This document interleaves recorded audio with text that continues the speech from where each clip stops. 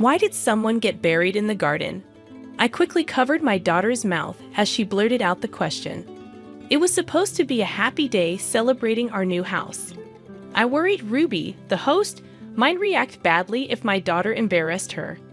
My brother had warned me about Ruby's temper. Thankfully, I managed to smooth things over. Later, as we were leaving, I found my daughter chatting with something by the flower bed. Suddenly, Ruby swung a bat at her. "Sarah," I cried out, reaching for her. "My name is Avon. I'm 35, and I live with my 5-year-old daughter, Sarah. My husband works away, so we see him rarely. It gets lonely without him. Thankfully, my parents live close by, just a 5-minute drive away. We visit them often, but sometimes there are issues when we go over." "Yvonne, there's a problem again?" "You're here so often, Yvonne. Isn't that too much? It's pointless for you to stay married." Those sharp words were from Ruby, my sister-in-law. My parents, along with my older brother Eugene and his wife Ruby, were living together temporarily. Eugene was building a new house, so they stayed with our parents until it was ready. "Even if your husband's away, are you relying on your parents too much?" Ruby, a year older than me, wasn't necessarily mean, but she was assertive and a bit snarky. I've never liked her, not since she started dating my brother. I still don't get what he sees in her. I never understood why she was so tough on me, her sister-in-law. Plus, she didn't seem to enjoy kids, especially my daughter. "Grandma, let's play," Sarah said, pulling my mother's hand excitedly. Ruby made a clearly annoyed face. It's exhausting when Sarah's here. She's so noisy. "Yvonne, you really need to discipline her more. It'll create problems later on." Those comments always made me uneasy. I'd only visited because Sarah wanted to see her grandparents, but Ruby's remarks always gave me a headache. The second issue was about my daughter Sarah. She has a strange ability to see things others can't and sense certain things. At first, we didn't believe it, but after she accurately found lost items and other eerie incidents, we started to accept it. It was a family secret we kept hidden. I never thought it would come out like this. Finally, the long cohabitation was ending. My brother and his wife's new house was ready, and they were moving out soon. I was looking forward to it. Living together had been tough. Ruby whispered to me, and I could only manage a weak smile. It wasn't just hard for her. I was relieved our parents' home would finally be peaceful. My daughter looked at me curiously. "Mom, why do you act differently around Ruby? You're more relaxed with Grandma and Eugene." "Well, you see, Eugene and I grew up together, but Ruby only recently joined our family through marriage." My daughter seemed unsure. "Sorry, was that confusing?" "No, I understand, but it's sad." "Sad?" I asked, puzzled. Sarah nodded. "It's sad that we finally became a family, and now we're going to be separated again soon." When Sarah speaks like that, it's oddly convincing. Separated. Could it be that Eugene and his wife are getting divorced? While it would be a relief for me, I feel bad for Eugene if he's upset. So they just finished building their new house, and now the idea of them divorcing so soon is hard to grasp. I couldn't understand it, so I simply asked Sarah to promise not to talk about it elsewhere and decided not to think about it too much. Sometime after Eugene and his wife moved, we got an invitation to their housewarming party. We wrapped a nice gift of money, and the 5 of us, including my parents, Sarah, and me, went over. Eugene's house was about a 20-minute drive from our parents' place. Since my small car couldn't fit all 5 of us, we had to use my father's car. It was an old manual transmission, which made me nervous, but my father is a safer driver than I am, so it should be fine. "It's pretty impressive to me that you can drive a stick shift," I said to him. When we arrived, I was immediately struck by the beauty of the place. It was a brand new build indeed. The exterior alone was impressive. The yard was spacious, and there was even a new flower bed near the bay window. There weren't any flowers yet, just soil, but it was still impressive. "Wow, it's so big," Sarah exclaimed, running around the yard with joy. "Hey, Sarah," I called out, trying to catch up to her, but Eugene stopped me. "Let her play. It's okay if she wants to enjoy the big yard. Oh, thank you, I replied, trusting Eugene's judgment. I kept an eye on Sarah to make sure she stayed safe. While she stayed in the yard, Sarah wouldn't get lost or bother anyone. I found myself daydreaming about having a house of our own when Ruby came over, loudly reprimanding us from a distance. Hey, Yvonne, you should be keeping a closer eye on Sarah. Oh, did she do something? Sarah had been playing around, but she hadn't caused any trouble. I couldn't recall anything that would upset Ruby, but she seemed angry. Is it normal to let kids run wild at a housewarming? It's quite disruptive, don't you think? I'm sorry, Eugene said it was fine, so I thought it was okay. That's just Eugene being too polite to say anything. Don't take it personally. I couldn't afford to upset Ruby further. I had seen Eugene endure Ruby's outbursts many times before. I apologize. I'll make sure she behaves. I went after Sarah, who had just dashed past me. As I approached, I found her crouched by the flower bed, staring intently. All she could see was dirt. No flowers had bloomed yet. What's so fascinating, Sarah? What are you doing? When I asked from above, my daughter looked up and said, "Why is there a person buried in the garden?" What? After a moment to process her words, I instinctively covered my daughter's mouth. Of all things, she had to say that here during my brother and his wife's housewarming. It was meant to be a joyous occasion, but if Sarah said something inappropriate, it could cause trouble. Ruby had a temper, as my brother had warned me. It seemed my brother had heard, but fortunately, Ruby was engrossed in conversation with Mom and hadn't noticed. Look, Sarah, what a lovely house. Isn't it beautiful? Let's go inside. I caught my brother's eye, his expression mixed, and tried to distract my daughter as we moved. I kept my hand over her mouth, but Sarah squirmed free and said, "Mom, it's strange. Why aren't we helping the person buried in the garden?" Sarah, it's okay. I'll talk to Eugene. Sarah slipped away and ran to my brother, grabbing his hand and pulling him toward the flower bed. Seeing the look on my brother's face, who knows? Sarah's determination spoke volumes. Sarah, do you see something by the flower bed? Sarah looks up at my brother, tilting her head. Yeah, Eugene, can't you see? We need to help them quickly. They're calling for Ruby, asking for her. This caught both my brother and me off guard, and we exchanged surprised glances. Ruby was still engrossed in conversation with Mom. Ruby's name? Right here. My brother and I approached the flower bed. Upon closer inspection, the soil Sarah pointed to had a slightly different color, as if it had been disturbed before. A shiver ran down my spine as a chilling thought crossed my mind. What should we do, Eugene? We can't just ignore what Sarah said. Not because she's a child, but because it's Sarah. My brother fetched a small gardening spade from the back of the house. It seemed inadequate for digging, but it was all we had. When we tapped the soil, it felt unnaturally hard, as if something had been compacted to conceal it. My brother, perhaps frightened, was cautious and couldn't apply much force with the spade. Impatiently, Sarah grabbed the spade from him. Eugene, you're not good at this. Let me do it. Sarah, wait, I said, reaching out to stop her. But Ruby grabbed Sarah's wrist before I could react. Ruby had approached unnoticed and squatted down to Sarah's level, smiling brightly. Hey, Sarah, don't touch my special flower garden. Relieved at Ruby's cheerful demeanor, I pulled Sarah closer. That's right, Sarah. You can't touch things without permission. Sorry, Ruby. No problem, but don't touch it again. Ever. I sensed an unusual intensity in Ruby's demeanor. I lowered my head again, attempting to escape to my mother, Yvonne, with Sarah in tow. But Sarah pointed at the flower bed once more and exclaimed, Look, that person is watching Ruby over there. Sarah, you might scare Ruby with that talk. Please don't say such things. Whenever Sarah said something like this before, it left people pale and trembling. I imagined Ruby must be terrified to hear such things about our new home. Apologies, Ruby. It's just a misunderstanding by Sarah.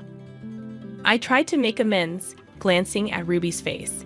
Despite any dislike I harbored for her, I felt sorry for frightening her. I thought I needed my brother Eugene to smooth things over, but Ruby's expression caught my breath. Instead of fear, her eyes were wide with anger. Sarah, is someone really watching me? Yes, and they're asking for your help, Sarah replied. Ruby simply scoffed and smirked, but her eyes betrayed no amusement. For some reason, Ruby's expression filled me with dread, and I shivered. I'm sorry, Ruby. It's fine. Just kids being kids, Ruby dismissed, though her tone lacked warmth.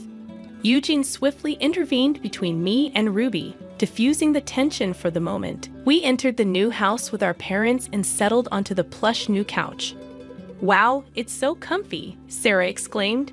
Her spirits lifted in the new surroundings as she sank into the couch happily. It seemed she had completely forgotten the earlier incident, and I felt relieved. We ordered some sushi for takeout, chatting, and enjoying the meal. Sarah must have been tired from all the excitement because before long, she had fallen asleep on the couch. Would you like to take her upstairs to bed? Should Eugene carry her? Really? Thank you. That would be helpful. We still have some time before we head back. It might be better than her sleeping in the busy living room. Initially, I thought so too, but then I had a bad feeling. I think it's fine. She might feel lonely waking up alone. Oh, she's already 5, isn't she? She'll be fine. She can sleep here. Yvonne, you're a bit overprotective, aren't you? Ruby murmured, smoothly returning to the conversation with my brother and parents. Despite the brief exchange, I couldn't stop sweating. After a while, Sarah woke up. It's almost time to leave. We agreed with our dad and started preparing to go home. As I cleaned up the table and washed the cups, my daughter tugged on my clothes. Hey, Mom, are we leaving now? Just a little longer, okay? We'll be leaving soon. You're being impatient. Maybe it was because she had just woken up, but Sarah seemed a bit cranky. I didn't want to deal with a tantrum right now, so I decided to ask my mother for help. Mom, could you please rinse these? Sarah is getting grumpy. My mother hurried over, but Ruby blocked her. Then how about Sarah and I play in the yard while we wait? In the yard? Let's do that. My daughter lit up at the idea of going outside. More than that, I was surprised that Ruby invited her to play. She wasn't known to be fond of children, so I was puzzled but grateful. Thank you, Ruby, but we're getting ready to head home. It's just until you leave. It's fine. Come on, Sarah, let's go. Yeah. Sarah cheerfully replied, taking Ruby's hand as they left. It's odd. Ruby isn't usually interested in children, Eugene remarked, watching them go with a puzzled expression. I know, right? Sarah and Ruby have met many times, but I've never seen them play together. Sarah isn't shy around strangers and would happily approach Ruby, but I always thought Ruby kept her distance. Yet today, Ruby was the one who initiated. Something felt off. I'm going outside too, I announced, rushing out in a hurry.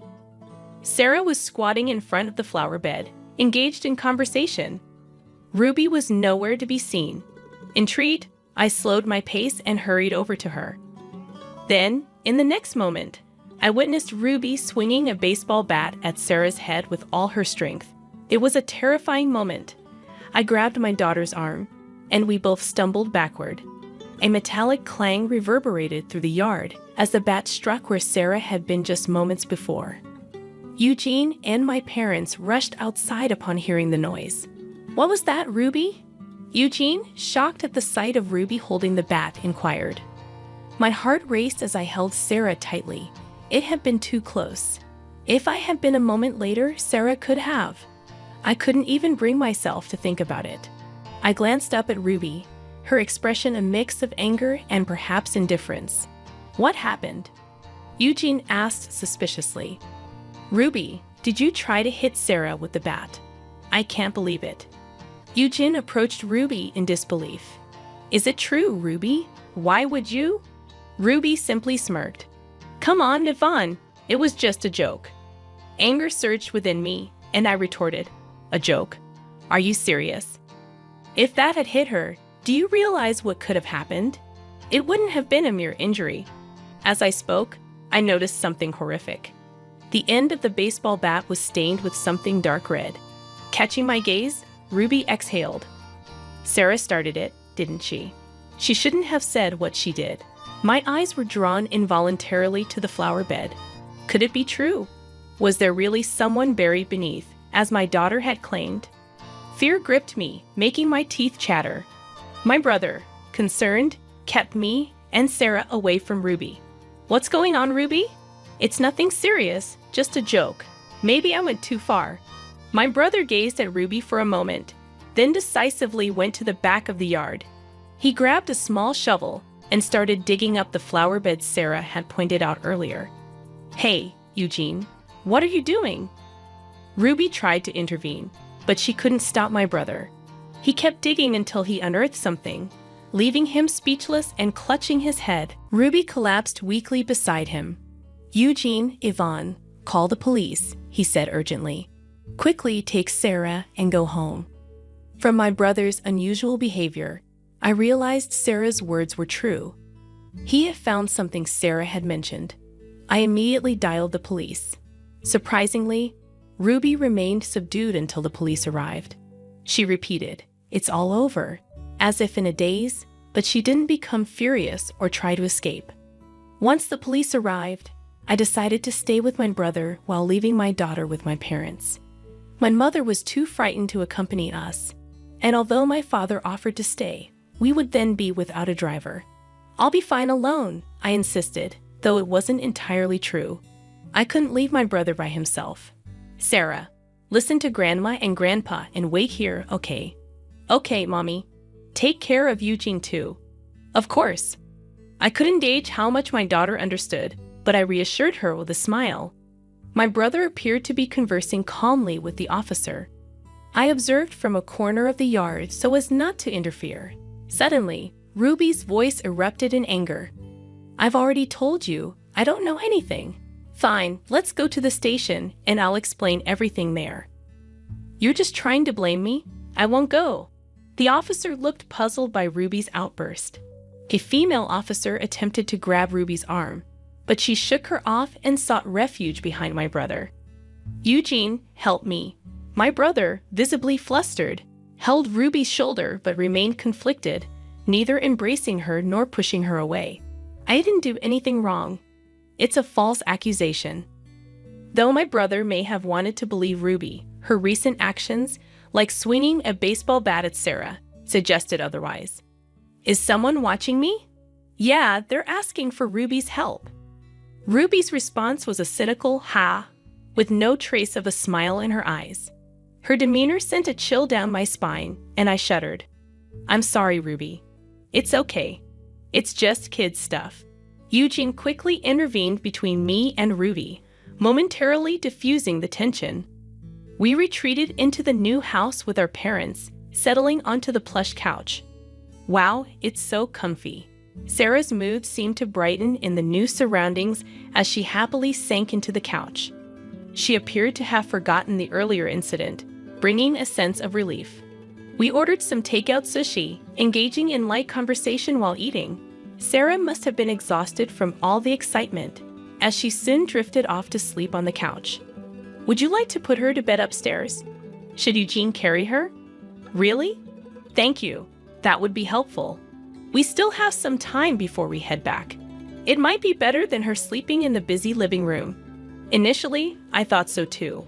But then I had a bad feeling. "I think it's fine. She might feel lonely waking up alone." "Oh, she's already 5, isn't she? She'll be fine. She can sleep here." "Yvonne, you're a bit overprotective, aren't you?" Ruby murmured, seamlessly rejoining the conversation with my brother and parents. Despite the brief exchange, I couldn't shake off my nervousness. Soon after, Sarah woke up. "It's time to leave." We agreed with our dad and began preparing to head home. As I tidied up the table and washed the cups, Sarah tugged on my clothes. "Mom, are we leaving yet?" "Just a little longer, okay? We'll be leaving soon. You're being a bit impatient." Sarah seemed a bit cranky, perhaps due to just waking up. Not wanting to deal with a potential tantrum, I asked my mother for help. "Mom, could you please rinse these? Sarah is getting a bit grumpy." My mother hurried over, but Ruby blocked her. How about Sarah and I play in the yard while we wait? In the yard? Yes, let's do that. Sarah was thrilled at the idea of going outside.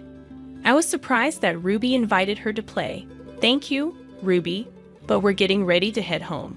It's just until you leave. It's fine. Come on, let's go, Sarah.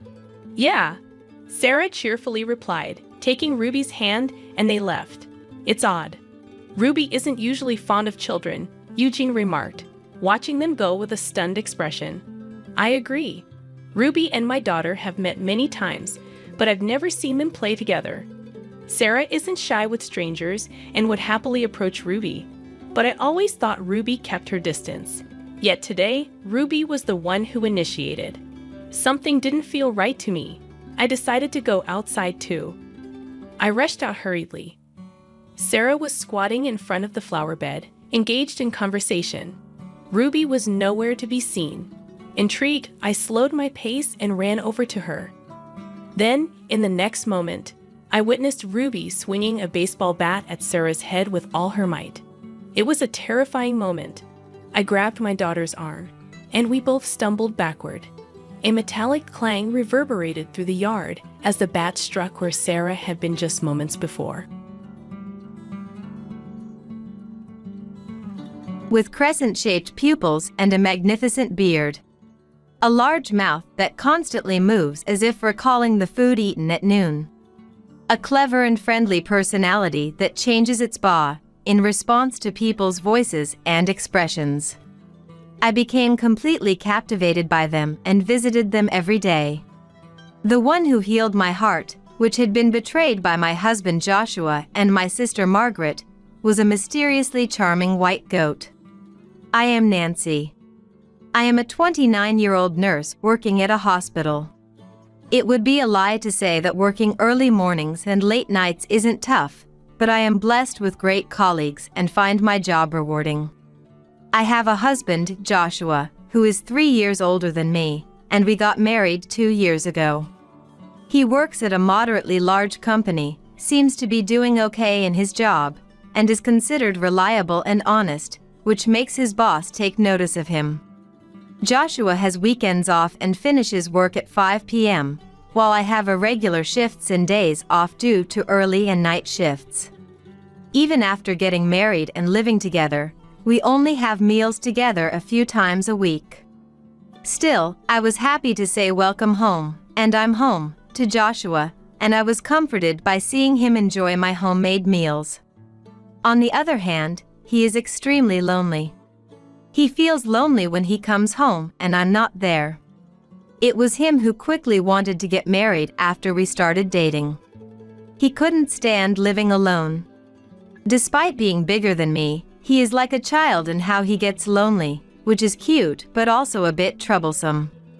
Moreover, I worry about him hanging out with his single friends on weekends when I'm not around. I've considered changing to a hospital without night shifts, but I like my current workplace and the salary is good, so I can't decide easily. Saying I want to change jobs because Joshua gets lonely feels a bit embarrassing too. I wish there was a better reason, like having a child. But what came to me was an unimaginable trigger. One day, after finishing my day shift and returning home, I found a woman with brown hair and wearing shorts sitting in front of the door.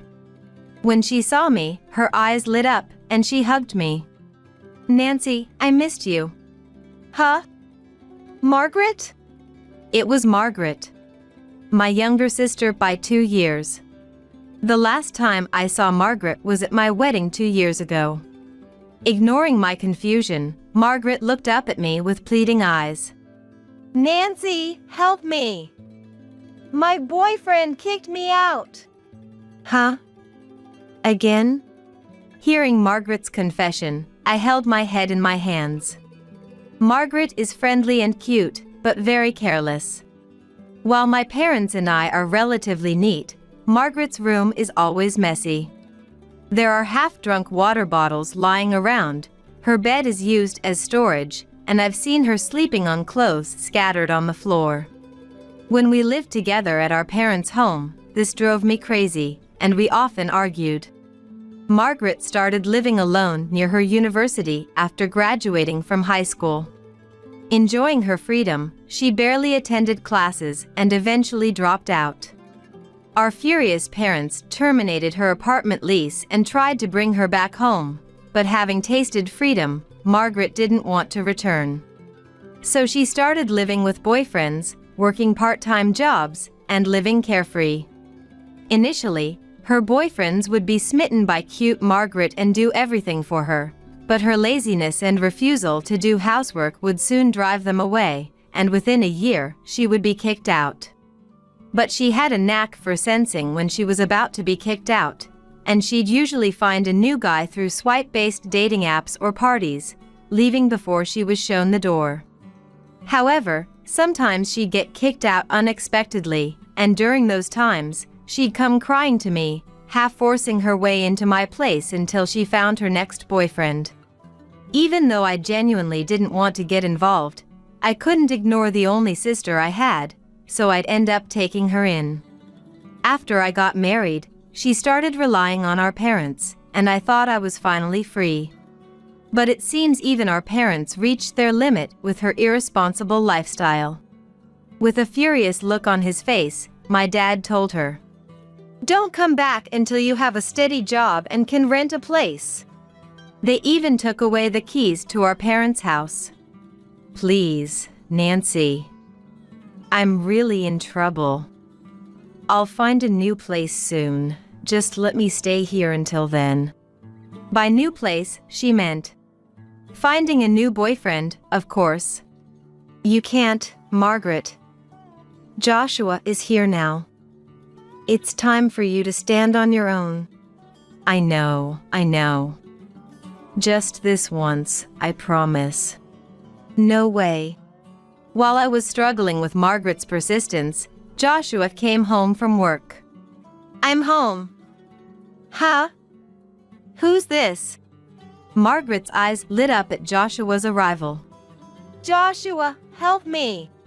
"What?" Young and cute Margaret flustered Joshua, making his face turn bright red. I had a bad feeling about this.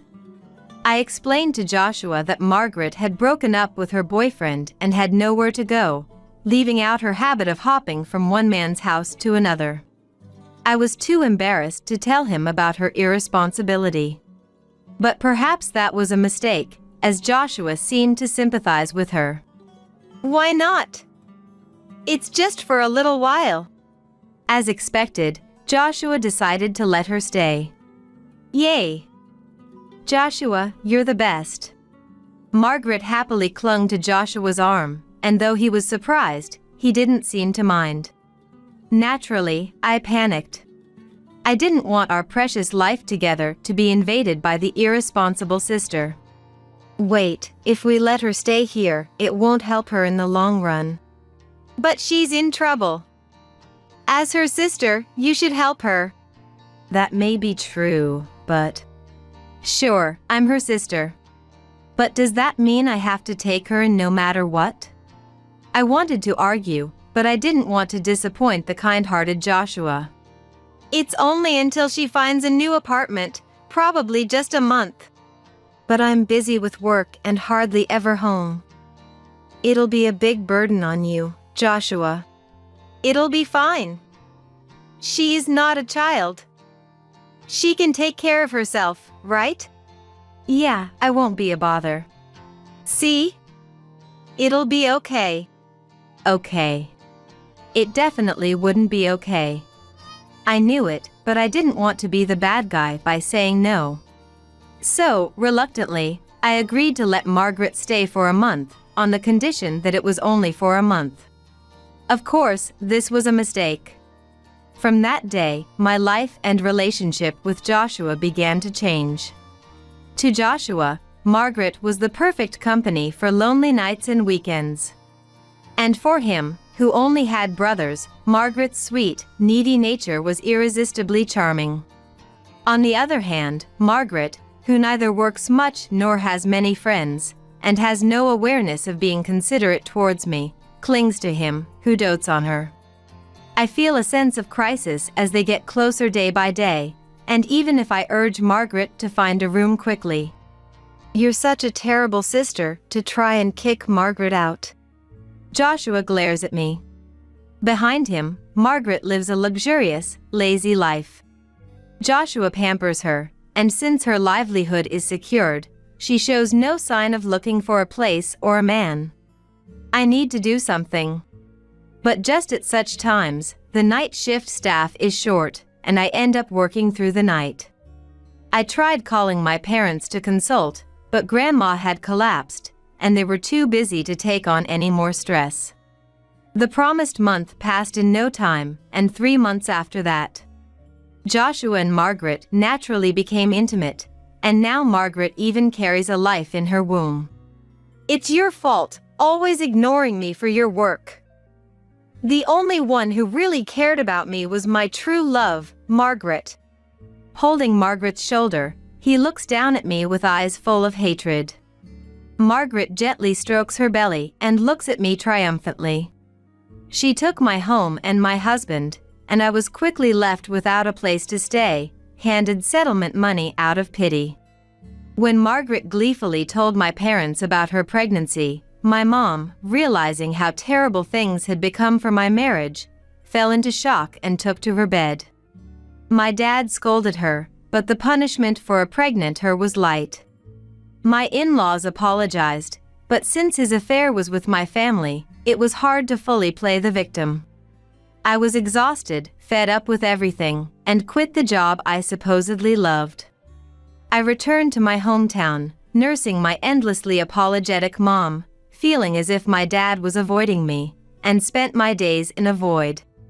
1 month after returning home. As I began to think I needed to find a job here soon, a wedding invitation arrived from Margaret and Joshua. The wedding was set for right after the baby was born. Nancy, you're invited too. If you bless our happiness, he'll forgive you for what you did. So make sure you come. With that letter, which perfectly cast me as the villain, I didn't even have the energy to tear it up. I stuffed it into my bag and got into the car aimlessly. As I drove without any destination, I looked blankly outside while waiting at a red light. What is my life? I thought I had lived sincerely without hurting anyone, so why is the sloppy Margaret living better? Then, I saw a faint white shape on the overgrown embankment. A dog. It was too big for a dog, and its legs were thin. I was really curious and squinted my eyes. The creature was burying its face in the grass, seemingly eating something intently. What is that? Just as I was about to figure it out, the light turned green. I reluctantly stepped on the gas, but couldn't get that white figure out of my mind. I decided to turn around at the intersection and head back to the embankment. I parked in a nearby lot and climbed the embankment. There, I found a goat. A goat was fervently devouring the grass on the embankment. Why is there a goat here? Though it's not downtown, it's still a town with a residential area nearby. Having only seen goats on farms and in zoos, I couldn't fathom why there was a goat here. The goat paid no attention to me and simply continued to devour the grass in front of it. I couldn't take my eyes off the scene, so I sat down next to the goat and watched it eat. Then, as if the goat became curious about me, it lifted its head from the grass and looked at me with its crescent-shaped eyes. And then, for some reason, it shoved its face into my bag. Hey! Wait a minute! Panicking at the goat's strange behavior, I grabbed my bag, but the goat pulled out only an envelope. It was the wedding invitation for Margaret and Joshua. At that moment, "Hey!" someone shouted angrily. At the same time, a large man pulled the letter out of the goat's mouth. "I'm sorry about that. That's our goat, Rice." Rice? Suddenly being apologized to with the word for a carbohydrate, I was confused. Oh, Rice is the name of our pet goat. Wow, it's even chewed on it a bit. The man sighed, looking at the envelope with the goat's bite marks. It's okay. It's just a wedding invitation. But it must be really important. No, it's fine. It's for my ex-husband and sister's wedding. What? Oh. In my attempt to defend the goat, I accidentally revealed this, surprising the man. I felt like running away in embarrassment, but since he still held the envelope, I couldn't. Reluctantly, I explained the situation. The man and the goat listened quietly as I talked. His name, it turned out, was Paul. Although I had just met him, I thought he seemed like a nice person. As I was thinking that, Paul spoke up softly. Are you free right now? What? Well, yes. Then, please come with me for a bit. What? Without waiting for my reply, Paul took Rice's leash and started walking down the embankment. He then motioned for me to get into a small truck. I was hesitant to get into a vehicle with a man I had just met, but my curiosity about what this intriguing goat owner would do led me to follow him in my own car. We drove up a mountain road for about 20 minutes and arrived at a small dairy farm. Paul got out of the car, grabbed a long broom, and began gathering fallen leaves. Then he lit a fire and held out his hand to me. Give it to me. What, that? Let's burn that silly invitation. I would tell you to let the goat eat it, but paper with chemicals is bad for goats. Come on. Do it while the fire's strong. But, stunned by the sudden suggestion, I was speechless, but the goat and Paul stared at me. Under their silent pressure, I decided to take the plunge. All right. The invitation I threw into the center of the bonfire made a sound and quickly burned up. The thing that had been tormenting me so much disappeared in less than a minute. I watched the fire burn steadily. It was such a simple thing to do. I murmured, and Paul said nothing beside me. That night, I received calls from various relatives. Of course, they all asked. Margaret brought the wedding invitation, but it looks like it's Nancy's husband. What's going on? So I told them. Margaret had an affair with my husband and had a child, so we divorced. You can attend the wedding if you want, but I won't be able to because a goat ate my invitation. Then, my relatives laughed. My invitation was eaten by a goat too, so I can't go. And said. Their laughter made me laugh too, and I was able to sleep soundly for. The next day, I started visiting the dairy farm where Paul worked regularly. Paul was apparently the son of the dairy farmers. His job was to take care of the dairy cows, and Rice the goat was his pet. Besides Rice, he also had goats named Bread and Noodle. Sometimes people would ask him to send the goats out to graze the grass for them. I also learned for the first time that goats can be surprisingly lonely and friendly. I grew very fond of these goats, and as I came to see them, I began helping out on the farm and eventually found myself working there as a live-in worker. From early morning until evening, I worked until I was exhausted, taking breaks to watch the goats eating grass intently. It was a completely different life from working in the city and visiting stylish cafes, but it was so enjoyable that I felt like I could take a deep breath for the first time in a long while. A few months later, Margaret called me and said, "Why didn't you come?" Only then did I remember that it was the day of Margaret's wedding. Oh, I couldn't come because the goat ate the invitation before I could read it. So what? Why is everyone talking about goats? Apparently, our relatives also didn't reply to the invitations because they said the goats had eaten them. The thought of goats munching on invitations made me chuckle softly. You laughed, didn't you? Sorry. You're terrible, Nancy. You ruined my wedding. I was supposed to get a lot of gifts. Seriously, Did you really think you'd be celebrated after stealing Joshua from me? I saved poor him, who wasn't loved by you, Nancy. No one would believe that. Everyone knows how careless you are. Margaret couldn't respond well to my retort and growled like a dog. Joshua's parents were sensible people, so they were too ashamed to invite relatives to their son's wedding after he cheated on his wife with her sister. But he loves me more than Nancy. Yeah, good for you that he chose you. I'm busy with cow duties from morning tomorrow. Good night. What? Cows. Ignoring Margaret's confusion over the sudden mention of cows, I quickly ended the call. Then I turned off my mobile phone and started getting ready for bed.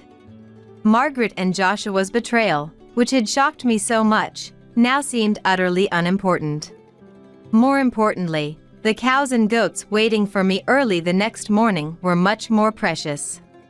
The next day, after finishing my morning chores and having breakfast, I turned on my mobile phone to find a slew of missed calls from Margaret and Joshua. Ignoring them, I called the one remaining number, my mom's. With a tired voice, Mom told me the details of the wedding the day before. As Margaret had complained, all of Margaret and Joshua's relatives were absent. Even Joshua's colleagues had declined, so only Joshua's friends, who were curious, and Margaret's friends, who were unaware, attended. Margaret had few female friends and quickly got into relationships with men, so she had to reach out to people with thin connections, like former classmates from middle school, to gather enough people. These friends or classmates became uncomfortable when they learned Margaret had a shotgun wedding after cheating on her sister's husband. They stayed away from her, ate their meals silently, and quickly left. The tables were left with heaps of food and gifts, and even after changing dresses and cutting the cake, no one took a single photo. Her letter to her family and the bouquet presentation to her parents were both rejected by Margaret and Joshua's parents, leaving the wedding in an awkward state. The wedding felt more like a funeral, and with a $30,000 deficit, Margaret lost her mind. She turned to her parents for help. "We've fulfilled our duty as parents. Now, you need to handle the rest on your own." And they left her to deal with it. "I wish a goat would eat up my ties with Margaret." Mom chuckled. While I believe parents have a responsibility, Margaret is an adult woman. It's not right for her parents to keep taking responsibility for her. When I suggested this, her parents decided to cut ties with her. A year later, I was cleaning the barn when a rental car pulled into the parking lot. Thinking they might have mistaken it for a tourist farm, I approached. "Are you really working in a place like this?" "Nancy." "Long time no see." "Margaret, Joshua." Two faces I didn't want to see in my haven emerged from the rental car. "Why are you here?" I asked Mom to tell me where you live, but she wouldn't. So when she wasn't home, I sneaked in and found an address on a delivery slip. Lucky me. That's breaking and entering. Don't be ridiculous. It's my parents' house. That's the kind of relationship you have to sneak in. When I laughed, her expression vanished. "It's your fault, Nancy. You're the one making me look like the bad one." "Calm down, Margaret." Joshua gently stopped Margaret from grabbing me. Then he spoke to me. "Hey, Nancy. I'm sorry. You quit nursing because you were heartbroken after I left you, right?" "What?" "That's why you're doing this dirty, smelly job. You can't do anything without your nursing license, can you?" "What? What is this guy talking about?" His misunderstanding is ridiculous. "I chose this job because I wanted to." "You don't have to be stubborn. I understand everything. So, come back." "What? Come back?" What does he mean by that? He isn't even divorced from Margaret. Are you saying you want to get back together? What about Margaret? Margaret is my wife. You can be my mistress. What? We talked about it. Margaret felt sorry for you, crying alone, so we thought we'd include you. Margaret needs help with the kids and the housework. Of course, you can go back to nursing. You get to be with me, and you can quit this job. It's perfect, right? It's hard to share Joshua, whom I love, but he says I'm his number one, so I'll give you a little of him. Oh, Margaret, how generous of you. Joshua looked at Margaret with delight. Was he always this crazy? Or did he go mad being with Margaret?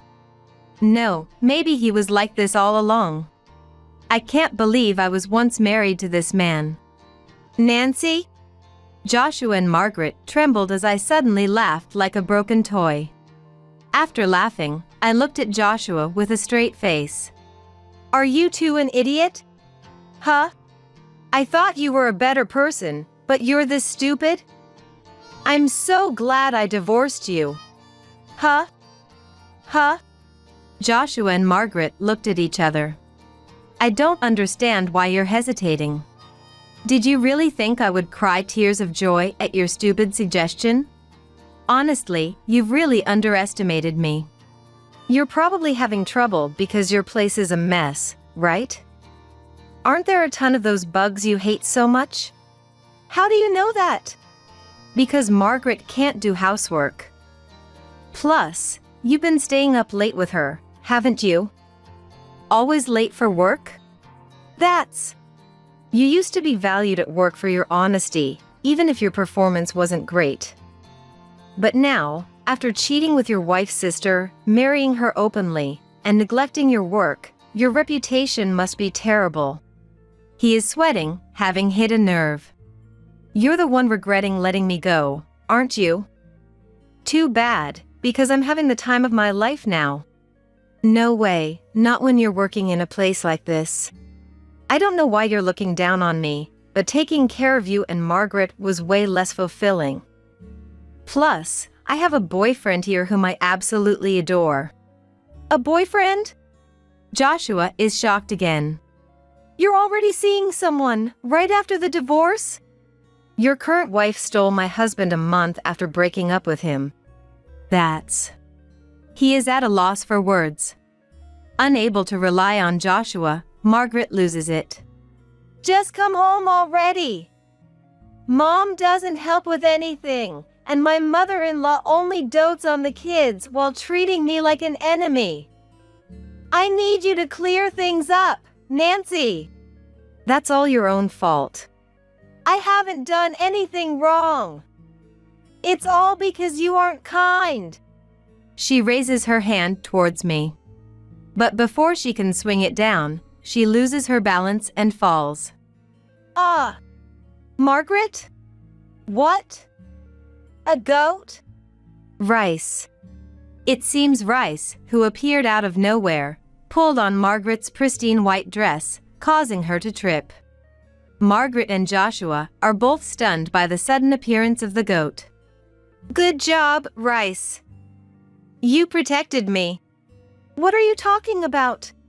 Joshua, help me already. Whoa! As Joshua grabs Margaret's hand, he loses his balance and falls too.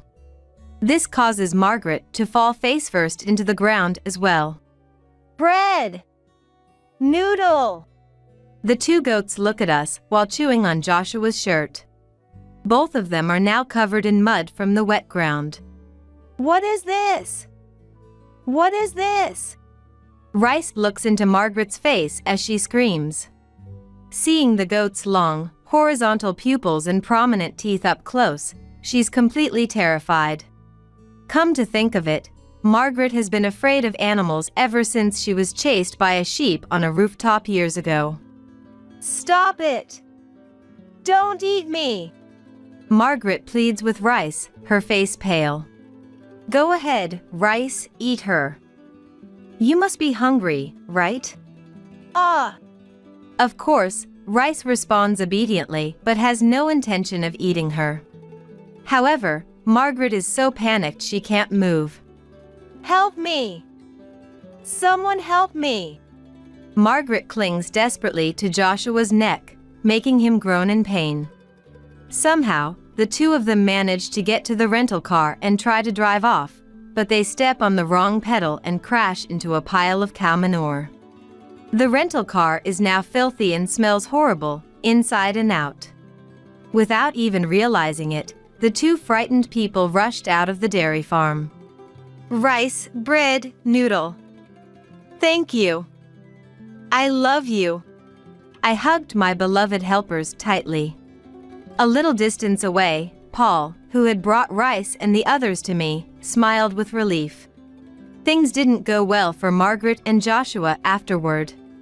The rental car was in such a terrible state that the rental company was furious. They demanded that it be bought because it was no longer usable. Already in debt from the wedding and having paid me compensation, this must have been a severe blow. Moreover, Margaret was incapable of managing the household finances, and yet Joshua, not thinking, handed over his salary to Margaret because I had been managing it before, so they had no savings. In fact, they were in a situation where they were paying off one debt with another due to missed credit card payments. Joshua finally woke up and demanded a divorce from her. Margaret, desperate not to be abandoned, tore up the divorce papers Joshua brought, sometimes even eating them like a goat. He wanted to escape, but with no place left for him at work or at his parents' home, he had no choice but to return to Margaret. The only solace was that his parents were taking care of the children. Joshua's brother and his wife, who had no children, were even discussing adopting them. The children were innocent, and I hoped they could find happiness. Margaret and Joshua each separately pleaded, Help me! Or, It's his fault! I'm not to blame! But perhaps traumatized by the goats, they never set foot in the dairy farm. And so, I managed to secure peaceful and happy days. Rice, your beard is splendid today too. Paul laughed as he watched me play with the goats again. Nancy, you really love Rice, don't you? Of course, Rice is my savior. I'm kind of jealous. His slightly pouting face was adorable, and I moved a little closer. Of course, I'm grateful to you too, Paul. I am living vibrantly now because of him. Well, I'd like to get an answer soon. His thick fingers touched mine. Wanting to respond to that warmth, I held his large hand tightly. Rice bleated shortly as if teasing our closeness. Hey! Where the hell have you been? James shouted at Emily, his voice filled with impatience and annoyance. I went to buy the things you asked for, remember? Emily replied, trying to keep her tone even and calm despite the growing tension in the room. Well then, hurry up and hand them over, James demanded, his hand outstretched expectantly. Emily couldn't understand why she had to be spoken to like this. This wasn't how someone should behave when asking for a favor. Seriously, when did it come to this? Emily muttered under her breath, feeling a mix of frustration and sadness. She could easily pinpoint the moment when her husband James's attitude had drastically changed. It was after he had been in a car accident that left him unable to walk. Despite Emily's insistence, James had stubbornly refused to stay in the hospital, insisting on returning home. And thanks to that, Emily had been juggling both work and household chores, essentially doing the work of two people. Whatever. I'm thirsty. Bring me some coffee, James ordered, his tone dismissive and entitled. As a small act of defiance, Emily brought James a coffee that was hotter than usual. After taking a sip, James must have found it too hot because he dropped the cup, spilling its contents. You did that on purpose, didn't you? James accused, his eyes narrowing with suspicion. Of course not. It's the same as always. Emily defended herself, feeling a spike of indignation at the baseless accusation. Like hell it isn't. James retorted, his voice rising with anger. Then, in a sudden fit of rage, James threw the cup at Emily. Although it didn't hit her face, it struck the back of her hand, causing her to wince in pain. You've got to be kidding me, Emily said through gritted teeth, cradling her injured hand. Who's kidding who? James shot back, his expression a mix of anger and bitterness. The senseless argument continued for a while until the doorbell rang, bringing it to an abrupt end. Go answer it, James commanded, his tone leaving no room for discussion. I know, I don't need you to tell me, Emily snapped back, turning on her heel to leave the room. When she opened the door, there stood a person claiming to be a lawyer. You're a lawyer? But why? Emily asked, confusion evident in her voice. I received a consultation request from James. May I come in? The lawyer explained, his tone professional and courteous. Oh, sure. I'll show you to James's room, Emily replied, still trying to process the unexpected visitor. As Emily led the lawyer to James's room, she couldn't help but wonder what on earth was going on. The lawyer's presence seemed to instantly change James's demeanor from irritable to cheerful. Finally, James exclaimed, a grin spreading across his face. Finally? Emily echoed, her brows furrowing in confusion. Well, you'll find out soon enough, James replied cryptically, leaving Emily to wonder what on earth was about to unfold. So, lawyer, this woman has been cheating on me, right? James accused, pointing a finger at Emily. What are you talking about? Emily exclaimed, her eyes wide with shock and disbelief. I know all about it. You've been meeting up with another man behind my back, haven't you, Emily? James pressed, his tone dripping with self-righteous indignation. Huh? That's impossible. What are you saying?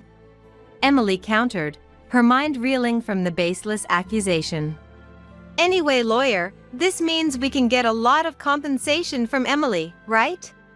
James asked eagerly, rubbing his hands together in anticipation. At this, the lawyer James had called for adopted a stern expression. I'm sorry to say, but there is no evidence to support such a claim, the lawyer stated firmly, his tone leaving no room for argument. What? That can't be right. I mean, James sputtered, his confidence faltering. You what? Are you going to say you saw it with your own eyes? Emily challenged, her anger rising to match James's earlier accusation.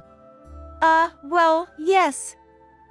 I saw it with my own eyes, James insisted, though his voice lacked conviction. But that doesn't make sense, does it? You can't even go outside, right? Emily pointed out, her eyes narrowing suspiciously. James's words were becoming more and more irrational by the second. Or maybe someone's been taking you out. But the only person who comes to the house is the home health aide, Emily added, her tone dripping with sarcasm. In any case, there is no evidence to suggest that your wife has been unfaithful, so my work here is done, the lawyer concluded, standing up to leave. You've got to be kidding me. Some lawyer you are, James spat, his face twisting with anger and frustration. I assure you, I am a lawyer. Now, if you'll excuse me, the lawyer replied coolly, exiting the room without a backwards glance.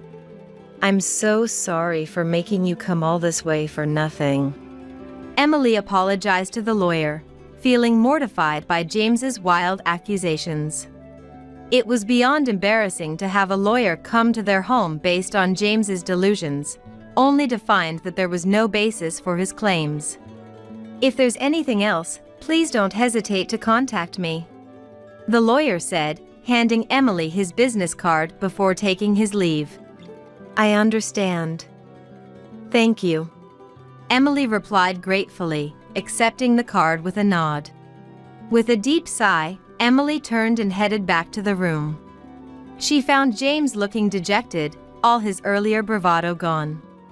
I hate to kick you when you're down, but I think you owe me a detailed explanation, Emily said firmly, crossing her arms over her chest. Faced with Emily's determination, James seemed to have no fight left in him. From that moment on, James became as docile as a different person. According to James, he had apparently believed the story told to him by the male home health aide who had been coming to their house. To make matters worse, that man had quit his job a few days ago, leaving no way for Emily to get more details about the story. And now, a new home health aide, a rookie, was coming to their house. Several months passed. I'm always causing you trouble, James said one day, his tone apologetic. On weekdays, a home health aide came to help, but on weekends, it was basically Emily who took care of James. It can't be helped, can it? Emily replied, trying to keep the weariness out of her voice. It was while Emily was changing James's adult diapers, as she always did. A message from their daughter, Lisa, arrived on Emily's mobile phone. What? Emily muttered, her brows furrowing in confusion. What's wrong? James asked, picking up on Emily's change in demeanor. No, it's nothing, Emily replied quickly, not wanting to discuss it with James. But as Emily glanced over at James, she was met with an even more shocking sight. You. Emily breathed, her eyes widening in disbelief. What's wrong? James asked again, oblivious to the reason for Emily's reaction. Haven't you noticed? Emily asked, her voice barely above a whisper. What are you talking about? James demanded, his tone growing impatient. No, it's nothing. I'm just going to go out and do some shopping, Emily said quickly, forcing a smile. Oh, okay. Be careful, James replied, a hint of concern in his voice. As soon as Emily left the house, she immediately called Lisa. That was... Emily began, her voice trailing off as she struggled to find the words. Did you see it? I took that photo the other day. I was so surprised, I just had to take a picture. That's definitely Dad, right? Lisa asked, her tone a mix of disbelief and urgency. Yeah, it is, Emily confirmed, her heart sinking at the realization. But that's not all. I've been doing some digging, and... Lisa continued, her voice growing more serious with each word. Hearing this, Emily couldn't sit still any longer and immediately headed to the nearest police station. This was too big for me to handle on my own. The situation had escalated beyond my control. I'm going to the police station right now, Emily declared, her voice filled with determination. Then I'll go too, Lisa offered, her tone equally resolute. Are you sure? Emily asked, touched by her daughter's support. I think things will go more smoothly if I'm there. So, I'll see you at the police station, Lisa replied, her words filling Emily with a sense of strength and unity. Emily was incredibly grateful for Lisa's cooperation. What was about to begin wasn't just a simple act of revenge. It was a furious retribution. It went without saying what would happen to James now. I'm Emily, 52 years old, and I recently divorced James, who was the same age as me. The reason for the divorce was James, but even now, looking back, I truly believe he was the worst man imaginable. He was a good person when he was younger, though, I mused, my thoughts drifting back to the early days of our relationship.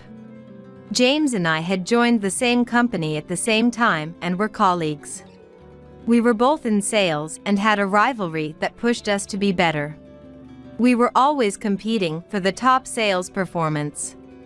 Damn it! I lost again this time. I was pretty confident, too, James would say, his frustration evident in his voice. Well, I could say the same, I would reply, equally disappointed but determined to do better next time. Can't you let me have first place once in a while? James would ask, a hint of a smile tugging at the corners of his mouth. I wonder if you'd even be happy if I let you have it. I would muse, my tone teasing. At this, James would adopt a thoughtful expression. Maybe I wouldn't be happy? My pride probably wouldn't allow it anyway, he would admit, his competitive nature shining through. That's what I thought you'd say, I would reply, a grin spreading across my face. Seeing our interactions, our colleagues would always gossip about when we were going to start dating. But we were the epitome of taking things at our own pace. Work always came first, and we didn't have much interest in being boyfriend and girlfriend. A change came for us when I was 28 years old. It was when I went back to my hometown for the first time in a while.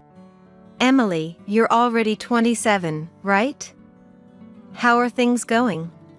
My dad asked, his tone a mix of concern and curiosity.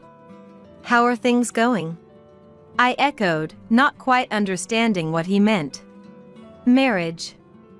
I'm talking about marriage, he clarified, his expression growing more serious. Well, how am I supposed to get married when I don't even have a partner? I replied, trying to keep my tone light despite the growing tension. Hearing this, Dad just sighed and went back to his room. I'm sorry, but try to understand Dad's feelings too. You don't have any siblings, Emily, so he's probably just worried, Mom said gently, her eyes filled with understanding. Yeah, I replied, suddenly feeling a bit guilty for my dismissive attitude. But you know, I'm not telling you to get married right away. You clearly love your job, so there's no need to rush, Mom added, her words providing a measure of comfort. Even though Mom said that, the conversation lingered in my mind long after I returned home. If I thought about a future where I never got married and lived alone forever, it scared me a little. The only thing waiting for me down that path was a lonely death. That was something I absolutely wanted to avoid. And then, one day during lunch break. Actually, I went back to my hometown the other day. They asked me when I'm getting married. But when I said I had no plans, they gave me a blatantly disgusted look. James confided, his tone a mix of frustration and resignation. I was told the same thing recently. The nuance was different, but it was pretty much the same thing, I replied, commiserating with his experience. Seriously? James asked, his eyes widening in surprise. Seriously, I confirmed, a wry smile tugging at the corners of my mouth. We laughed together, then looked at each other. Why don't we try dating? We're pretty similar, so I think we'd get along well, James suggested, his tone a mix of nervousness and excitement. I was actually thinking the same thing, I admitted, feeling a flutter of anticipation in my chest. I can't imagine getting married right away, so let's start with a trial period. If it doesn't work out, we can just go back to how we were before, James proposed, his pragmatic approach putting me at ease.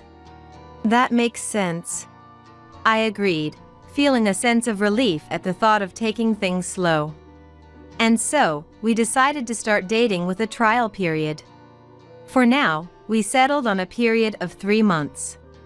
Even so, it was ultimately a temporary relationship, so we agreed that it was okay to prioritize our own circumstances. The 3-month period seemed long, yet short. Our tendency to prioritize work above all else was likely a contributing factor. Hey, why don't we try extending the period a bit longer? James suggested, his tone casual yet hopeful. Yeah. I think that's a good idea. I agreed, feeling a sense of relief at not having to make a decision just yet. In this manner, a full year passed by before we knew it. Can I talk to you for a sec? James asked, his expression serious. Sure. But I think I already know what you're going to say.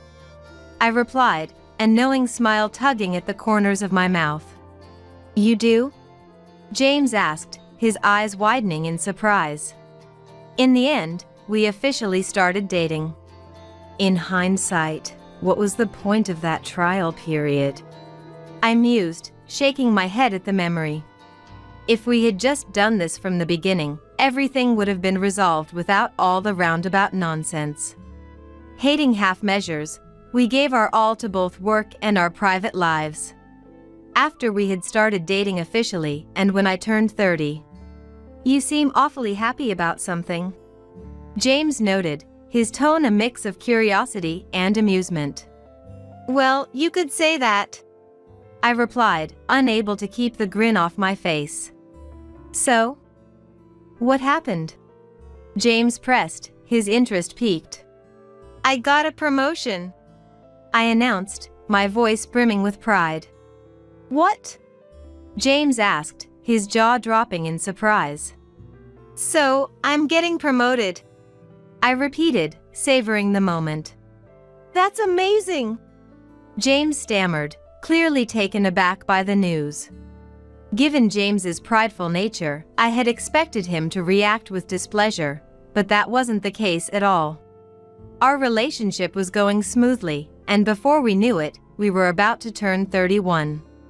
On a certain holiday morning, James said, "Marry me." He took a small box out of his pocket as he spoke. "When did you get that?" I exclaimed, my eyes widening in surprise. "Well, I found the right moment," James replied, a mischievous grin spreading across his face. "Can I open it?" I asked, my heart racing with anticipation. "Of course," James said, his tone gentle and encouraging. When I opened the box, there was a ring adorned with a beautiful diamond. "Thank you," I exclaimed, throwing my arms around James in a tight embrace. Having accepted the proposal, I immediately went to greet my parents. The greetings with my future parents-in-law also went smoothly, and our married life was about to begin. However, a problem arose at this point. Somehow, James had quit his job. "Why?"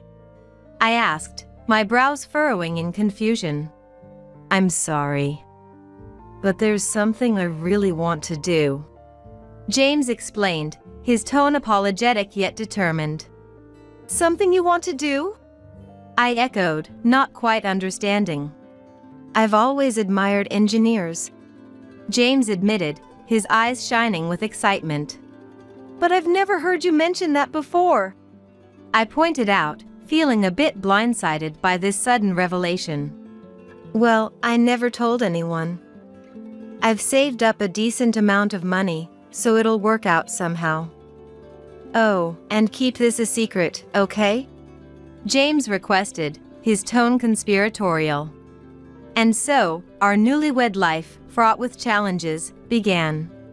Quitting the company seemed to be a sudden decision, and apparently, James had told his boss that it was to take care of his parents. I was also asked various questions, but for now, I had no choice but to go along with what James had said. "It's not like I can tell them the truth," I muttered, feeling a twinge of guilt at the deception. From then on, James shut himself in his room, sitting in front of the computer for hours every day. I knew he was originally a diligent person, but I was worried if he could really catch up by starting to study now. However, something happened that made even that concern fade away. I found out I was pregnant. "Seriously? That's great," James exclaimed, his face breaking into a wide grin. "Yeah. I have a favor to ask though. I think there will be more things I'll need your help with from now on, I said, my tone serious. Don't worry. I can at least do household chores, James assured me, his voice filled with confidence. After that, my belly continued to grow steadily. However, James, who had been supportive in the early stages of my pregnancy, seemed to have grown tired of it and started doing nothing more often. Hey, I'm not feeling well today, so could you prepare your own meals? I asked, my voice strained with fatigue. What? Why? James asked, his tone a mix of confusion and annoyance. Why? Because my body hurts, I explained, trying to keep my patience. You say that, but you can move around just fine, James retorted, his brows furrowing in disbelief.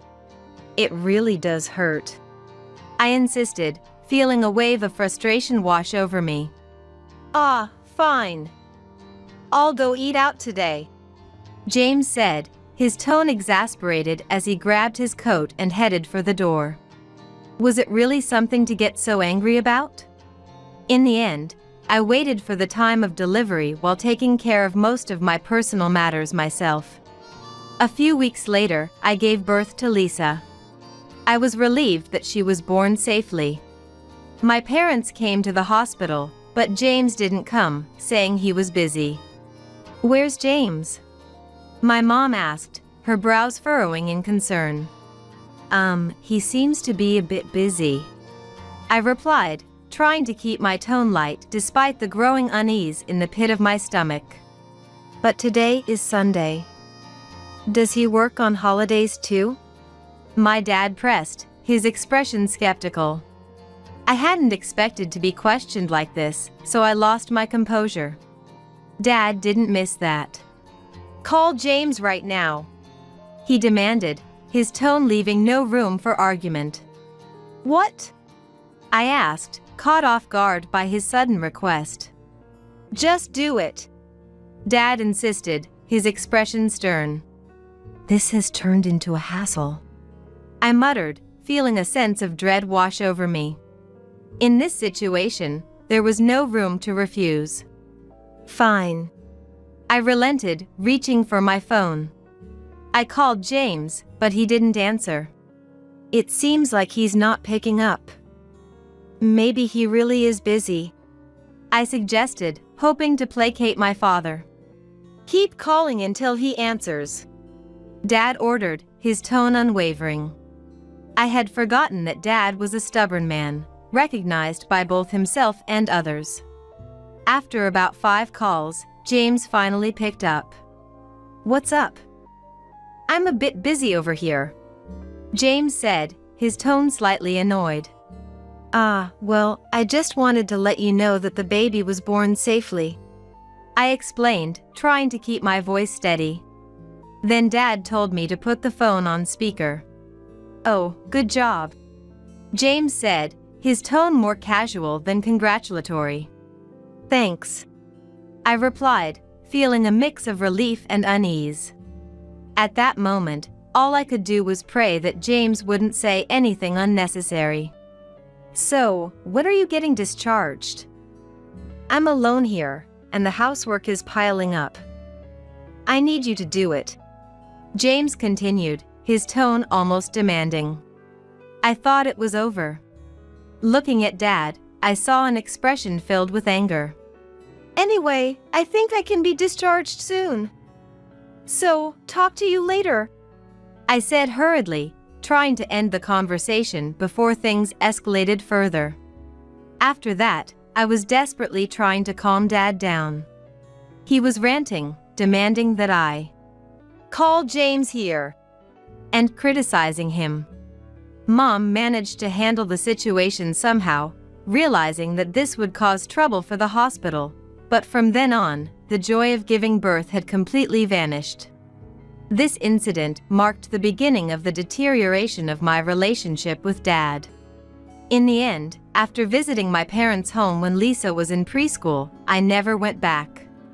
As for James, He managed to find a job 6 months after I gave birth to Lisa. I'm glad you found a job, I said, feeling a sense of relief wash over me. Well, I studied hard, even sacrificing sleep, James replied, a hint of pride in his voice. I think James was somewhat energetic until Lisa entered elementary school. However, that too came to an end due to James's selfish behavior. No way! Again! I exclaimed, feeling a wave of disbelief and frustration wash over me. Well, the work itself was enjoyable. But, I just didn't fit in with the company, or rather, I realized it too late. James explained, his tone almost nonchalant. You're just realizing that now? I asked, my voice rising with anger. Don't get so angry, James said, his tone defensive. Of course I'm going to get angry, I retorted, feeling my patience wearing thin. James had become unemployed again. I wanted to talk to someone about this, but since I had become estranged from my parents, I couldn't rely on them. But even so, I had allies. It was my parents-in-law. They were very warm, had excellent personalities, and were truly admirable people. I couldn't help but wonder how someone like James could have been raised by such wonderful people. However, even that life quickly came to an end. It happened suddenly. It was when Lisa was in 9th grade. Around this time, James had given up on working for a company and was working as a freelancer on a small scale. My parents died, James said, his voice devoid of emotion. What? Stop joking around like that, I replied, not wanting to believe what I had just heard. Why would I need to lie about something like that? James asked, his tone growing defensive. How could this happen? I muttered, feeling a sense of shock and disbelief wash over me. You knew they were on a trip, right? Apparently, they got caught up in an accident, James explained, his voice strained with grief. The thought of never being able to see them again hit me all at once, bringing a wave of sadness and a sense of loss. Even James seemed at a loss for words at that moment. This significant event led James to start going out drinking almost every night. He didn't seem to be working, and his daily rhythm became irregular. Is work going okay lately? I asked, feeling a growing sense of concern. I don't need you to worry about me, James replied, his tone dismissive. You shouldn't talk like that, I said, feeling a spike of frustration at his attitude. Can't you just be quiet for a bit? James snapped, his voice filled with irritation. The conversations between us as a couple also noticeably decreased. If I tried to talk to him, he would make a displeased face. Lisa also started to avoid talking to James when he was like that. That didn't change even as she progressed through high school and university. And then, when Lisa became a senior.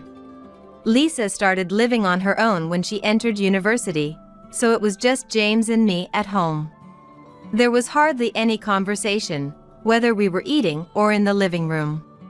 We had completely grown cold. Then, one day, I'm going out for a meeting today. I think I'll be back in the evening, James said, his tone businesslike and detached. After saying that, James left. Since it was Saturday, I was taking care of household chores that I couldn't do on weekdays when I received a phone call. They said James had been hit by a car on his way back from the meeting. I contacted Lisa, and we both headed to the hospital. Oh, you came, James said, his tone casual despite the situation. Are you okay? I asked, my voice filled with concern. It seems like both my legs are broken, but I'll manage somehow, James replied, trying to sound reassuring. I see. That's good, I said, feeling a sense of relief that James was all right. However, this was just the beginning. James was hospitalized for about 2 months and was discharged after recovering enough to walk. But a week later, he felt pain in his legs and went to the hospital. This time, due to the excessive pain, he went to a nearby hospital he had visited once before. "This isn't good," the doctor said, his tone grave. "What?" I asked, feeling a sense of dread wash over me. "It seems like the condition of his legs is not good," the doctor explained, his expression somber. "So what's going to happen?" I asked, my voice trembling with fear. "Depending on the case, there's a possibility he may become unable to move," the doctor replied, his words hitting me like a punch to the gut. "No way!" I exclaimed, feeling a wave of panic wash over me. I was worried sick, but I also felt a sense of doubt. James was strangely calm. "For now, let's wait and see," the doctor suggested, his tone meant to be reassuring. "Okay," I replied, feeling a sense of helplessness wash over me. On the way home, James couldn't walk without support. "Are you okay?" I asked, my brows furrowing with concern. "No, it's really painful," James admitted, his face contorted with pain. "Let's get home quickly," I said, trying to hurry our pace. Within a month, just as the doctor had said, James became unable to walk. "For now, let's call an ambulance," I suggested, reaching for my phone. But James said, "I want to go by taxi." "An ambulance would be more reliable," I argued, feeling a spike of frustration at his stubbornness. "No, I just can't walk, that's all," James insisted, his tone dismissive. Following James's words, I called a taxi, and we headed to the previous hospital. "So, what's the situation?"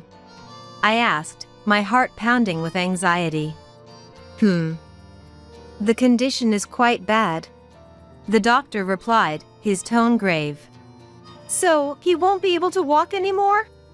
I asked, feeling a sense of dread wash over me. "That's right," the doctor confirmed, his words like a heavy weight on my chest. Looking back now, maybe I should have been more suspicious. In the end, James was diagnosed with paraplegia and became unable to move without a wheelchair. Hospitalization was suggested, but he wanted to recuperate at home. However, since James would be alone on weekdays, we decided to request a home health aide. One was a man in his 30s, and the other was a young woman in her early 20s who was still in training. One day, while living like this, "Hey! Where the hell have you been?" James shouted, his tone accusatory and angry. "I went to buy the things you asked for, didn't I?" I replied, trying to keep my tone even despite the growing tension. "Then hurry up and hand them over," James demanded, his hand outstretched expectantly. Why did I have to be spoken to like this? This wasn't the attitude of someone asking for a favor. "Seriously, when did it come to this?"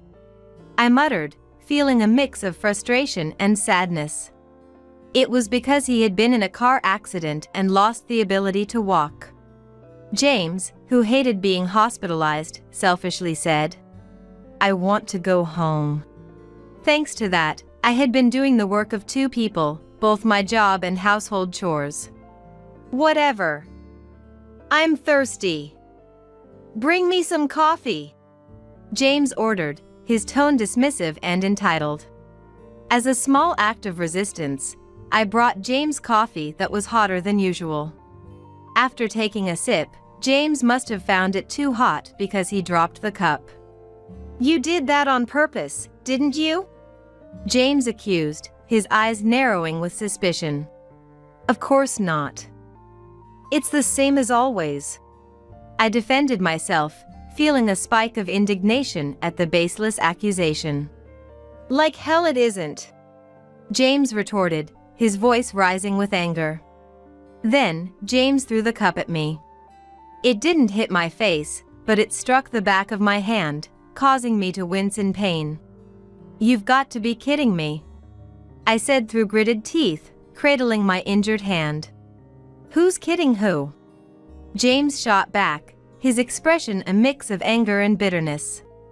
The unreasonable argument continued for a while, but it came to an end when the doorbell rang. "Go answer it," James commanded, his tone leaving no room for discussion. "I know, I don't need you to tell me," I snapped back, turning on my heel to leave the room. Then, the person who appeared claimed to be a lawyer. "You're a lawyer? But why?" I asked, confusion evident in my voice. "I received a consultation request from James. May I come in?" The lawyer explained, his tone professional and courteous. "Oh, sure. I'll show you to James's room," I replied, still trying to process the unexpected visitor. I led the lawyer to James's room, but I had no idea why this was happening. Upon seeing the lawyer, James, who had been irritated until just a moment ago, broke into a smile. "Finally!" James exclaimed, a grin spreading across his face. "Finally?" I echoed, my brows furrowing in confusion. "Well, you'll find out soon enough," James replied cryptically, leaving me to wonder what on earth was about to unfold. "So, lawyer, Emily has been cheating on me, right?" James accused, pointing a finger at me. "What are you talking about?" I exclaimed, my eyes wide with shock and disbelief. "I know all about it. You've been meeting up with another man behind my back, haven't you, Emily?" James pressed, his tone dripping with self-righteous indignation. "Huh? That's impossible. What are you saying?" I countered, my mind reeling from the baseless accusation. "Anyway, lawyer, this means we can get a lot of compensation from Emily, right?" James asked eagerly, rubbing his hands together in anticipation. At this, the lawyer James had called for adopted a stern expression. "I'm sorry to say, but there is no evidence to support such a claim," the lawyer stated firmly, his tone leaving no room for argument. "What? That can't be right. I mean, James sputtered, his confidence faltering. "You what? Are you going to say you saw it with your own eyes?" I challenged, my anger rising to match James's earlier accusation. Well, yes. I saw it with my own eyes," James insisted, though his voice lacked conviction.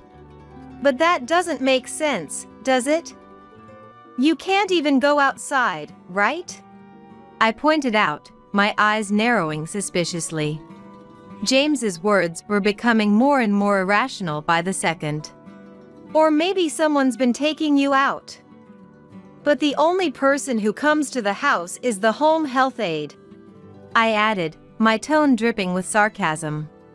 "In any case, there is no evidence to suggest that your wife has been unfaithful, so my work here is done," the lawyer concluded, standing up to leave. "You've got to be kidding me. Some lawyer you are," James spat, his face twisting with anger and frustration. "I assure you, I am a lawyer. Now, if you'll excuse me," the lawyer replied coolly, exiting the room without a backwards glance. "I'm so sorry for making you come all this way for nothing," I apologized to the lawyer, feeling mortified by James's wild accusations. It was beyond embarrassing to have a lawyer come to our home based on James's delusions, only to find that there was no basis for his claims. "If there's anything else, please don't hesitate to contact me," the lawyer said, handing me his business card before taking his leave. "I understand. Thank you," I replied gratefully, accepting the card with a nod. With a deep sigh, I turned and headed back to the room. I found James looking dejected, all his earlier bravado gone. "I hate to kick you when you're down, but I think you owe me a detailed explanation," I said firmly, crossing my arms over my chest. Faced with my determination, James seemed to have no fight left in him. From that moment on, James became as docile as a different person. According to James, he had apparently believed the story told to him by the male home health aide who had been coming to our house. To make matters worse, that man had quit his job a few days ago, leaving no way for me to get more details about the story. And now, a new home health aide, a rookie, was coming to our house. Several months passed. "I'm always causing you trouble," James said one day, his tone apologetic. On weekdays, a home health aide came to help, but on weekends, it was basically me who took care of James. "It can't be helped, can it?" I replied, trying to keep the weariness out of my voice. It was while I was changing James's adult diapers, as I always did. A message from our daughter, Lisa, arrived on my mobile phone. "What?" I muttered, my brows furrowing in confusion. "What's wrong?" James asked, picking up on my change in demeanor. "No, it's nothing," I replied quickly, not wanting to discuss it with James. But as I glanced over at James, I was met with an even more shocking sight. "You," I breathed, my eyes widening in disbelief. "What's wrong?" James asked again, oblivious to the reason for my reaction. "Haven't you noticed?" I asked, my voice barely above a whisper. "What are you talking about?" James demanded, his tone growing impatient. "No, it's nothing. I'm just going to go out and do some shopping," I said quickly, forcing a smile. "Oh, okay. Be careful," James replied, a hint of concern in his voice. As soon as I left the house, I immediately called Lisa. "That was..." I began, my voice trailing off as I struggled to find the words. "Did you see it? I took that photo the other day. I was so surprised, I just had to take a picture. That's definitely Dad, right?" Lisa asked, her tone a mix of disbelief and urgency. "Yeah, it is," I confirmed, my heart sinking at the realization. "But that's not all. I've been doing some digging, and..." Lisa continued, her voice growing more serious with each word. Hearing this, I couldn't sit still any longer and immediately headed to the nearest police station. This was too big for me to handle on my own. The situation had escalated beyond my control. "I'm going to the police station right now," I declared, my voice filled with determination. "Then I'll go too," Lisa offered, her tone equally resolute. "Are you sure?" I asked, touched by my daughter's support. "I think things will go more smoothly if I'm there. So, I'll see you at the police station," Lisa replied, her words filling me with a sense of strength and unity. I was incredibly grateful for Lisa's cooperation. What was about to begin wasn't just a simple act of revenge. It was a furious retribution. When I arrived at the police station, I told them that James had been lying about not being able to walk. I reported that he had been fraudulently receiving medical expenses from the insurance company. How did I realize this? First, it was the photo Lisa had sent me. In it, there was James, walking boldly with the young female home health aide. "I see. He's definitely walking normally in this," the police officer noted, his brows raised in surprise. While this photo alone was decisive evidence, I had also noticed James's toes moving when they shouldn't have, as I was changing his adult diapers. Why hadn't I noticed it sooner? "But we can't just arrest him right away, can we?" I asked, feeling a mix of frustration and uncertainty. "You're right," the officer agreed, nodding his head in understanding. "We'll make a decision after conducting a thorough investigation on our end," he explained, his tone professional and reassuring. I understand. In that case, I'll also consult with a lawyer. I replied, already forming a plan in my mind. If you're going to take action quickly, that might be a good idea. The officer advised, his words filling me with a sense of determination. Lisa and I left the police station. But do you have a lawyer in mind? Lisa asked, her brows furrowing with concern. Don't worry about that, I replied, a hint of a smile tugging at the corners of my mouth. I took out a business card from my wallet. Then I immediately made an appointment. It was to return the favor to James for what he had done to me before. We went straight to the law office and explained the situation. They said they would take action right away. Leave it to us. We will definitely meet your expectations, the lawyer assured me, his tone confident and resolute. Thank you very much, I replied, feeling a sense of relief wash over me. After parting ways with Lisa for the time being, I returned home. You're late, James shouted, his tone accusatory and angry. The supermarket was a bit crowded, I explained, trying to keep my voice even despite the growing tension. Hurry up and prepare the food, James demanded, his entitlement as strong as ever. I no longer felt irritated like I used to. Now, I just wanted to show James hell as soon as possible. I kept in frequent contact with the lawyer, and all the preparations were made. The operation was set to be carried out the following Monday. I took paid leave to prepare for it. Then, in the afternoon, I met up with the lawyer in front of the entrance. Shall we go then? The lawyer asked, his tone businesslike and determined. Yes, I replied, feeling a surge of adrenaline course through my veins. We opened the front door and headed towards James's room. Why are you here? And who's that guy next to you? James demanded, his eyes widening with surprise and suspicion. Long time no see, the lawyer greeted, his tone cool and professional. I've brought him here today to expose your true nature, I explained, my voice filled with a mix of anger and triumph. True nature? James echoed, his brows furrowing in confusion. First, I threw the photo Lisa had taken at James. It's laughable that you can't walk after seeing this.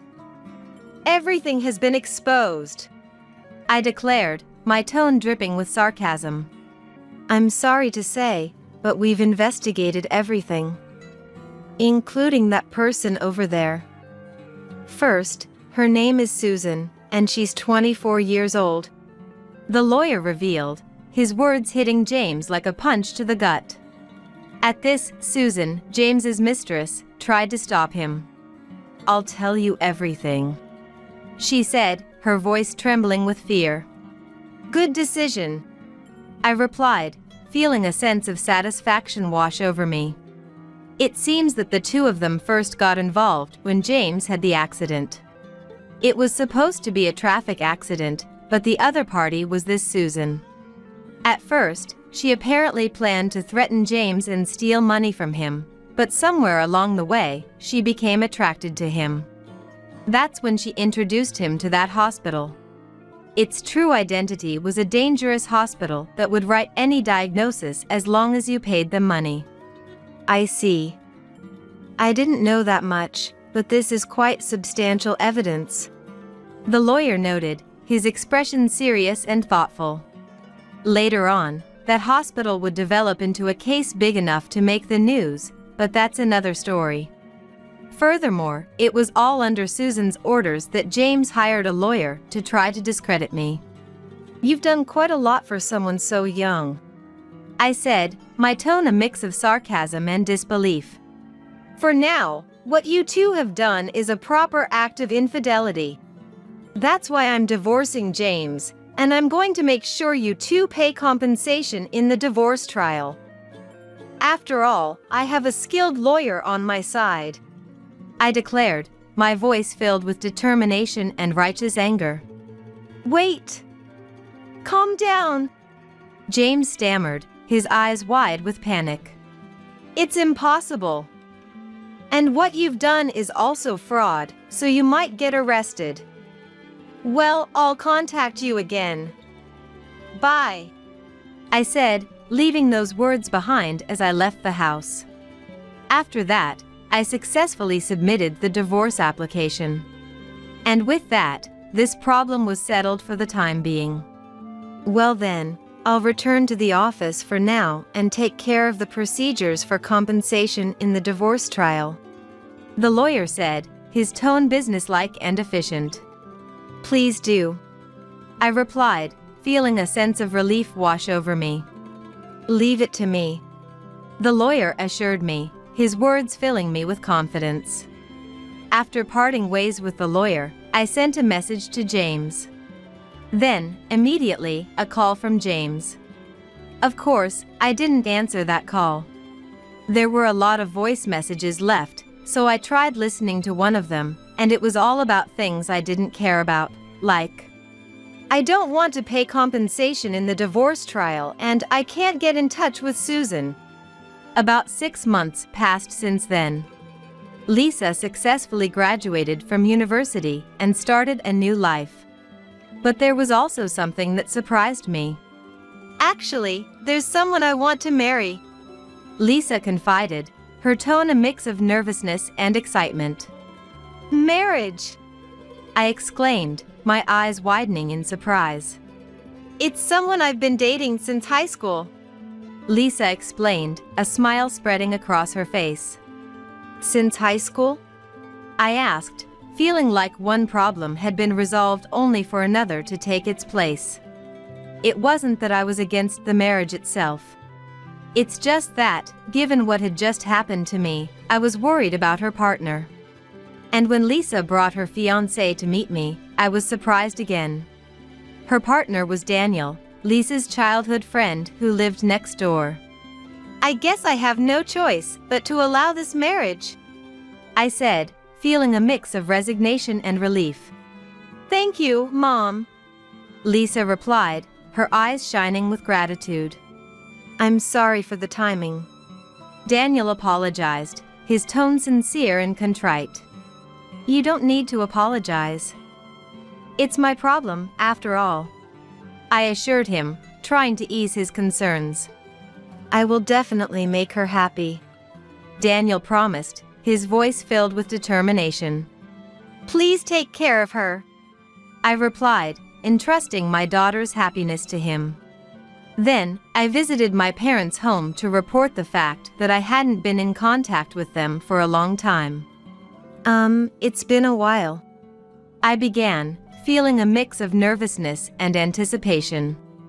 It's good that you came back, my mom said, her tone warm and welcoming. This is Lisa, I introduced, gesturing to my daughter beside me. She's grown so much. Come in for now, my dad said, his expression a mix of surprise and fondness. I told them about my divorce and Lisa's marriage. I see. A report of divorce and marriage, how should I put it? My dad mused, his brows furrowed in thought. It's kind of strange, isn't it? I asked, feeling a sense of awkwardness hang in the air. It is, my dad agreed, nodding his head in understanding. We were both in a state of probing each other, but that gradually loosened up. I think our relationship has improved to the point where we can have casual conversations like we used to, with the distance between our hearts narrowing. Even so, to think that Lisa, who was still small, is already getting married. It feels kind of strange, my mom said, her tone a mix of nostalgia and disbelief. So, what kind of person is her partner? My dad asked, his curiosity piqued. He's a childhood friend who lives next door, I explained, feeling a sense of pride and happiness for my daughter. Oh? My dad replied, his eyebrows raised in surprise. From there, the conversation continued to liven up with talk of Lisa's marriage. Dad's face also started to show more smiles. Even Dad, who had been so strict, had a softer expression on his face as he looked at Lisa, the grandchild he hadn't seen since she was born. It was then that it happened. "I'm sorry for everything until now," Dad said, apologizing to me. "It's fine now. Hurry up and raise your head," I insisted, not wanting him to dwell on the past. "I'm sorry." My mom chimed in, her voice filled with regret. "Mom, it's okay now. I had my own faults too. It's not something for you two to apologize for," I assured them, feeling a sense of closure wash over me. "Thank you," my parents replied, their voices filled with gratitude and relief. It seems that Dad had been carrying a sense of guilt ever since that day when we had almost become estranged. However, Dad was also stubborn, so he couldn't bring himself to contact me first. Mom, knowing Dad's personality, had apparently decided to leave the decision up to Dad. Then, perhaps because he felt relieved, tears welled up in Dad's eyes. "Are you crying, by any chance?" I asked, feeling a mix of surprise and amusement. "Shut up!" Dad retorted, his tone gruff but lacking any real anger. Touched by the genuine kindness of my parents, Lisa also looked happy. I think it was really good that we were able to deepen our bonds with our family once again.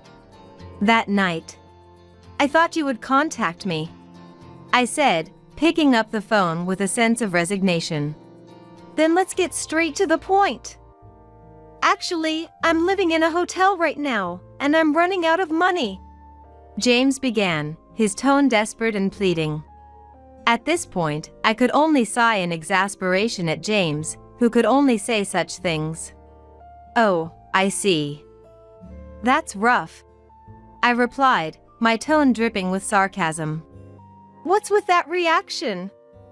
It's like you're talking about some stranger," James stammered, his voice filled with disbelief.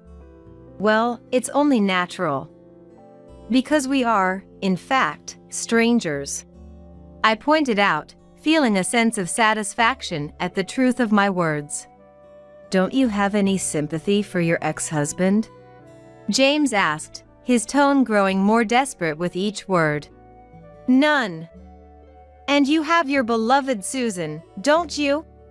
I retorted, my anger rising to the surface once more. "She ran away a long time ago," James admitted, his voice filled with bitterness and resentment.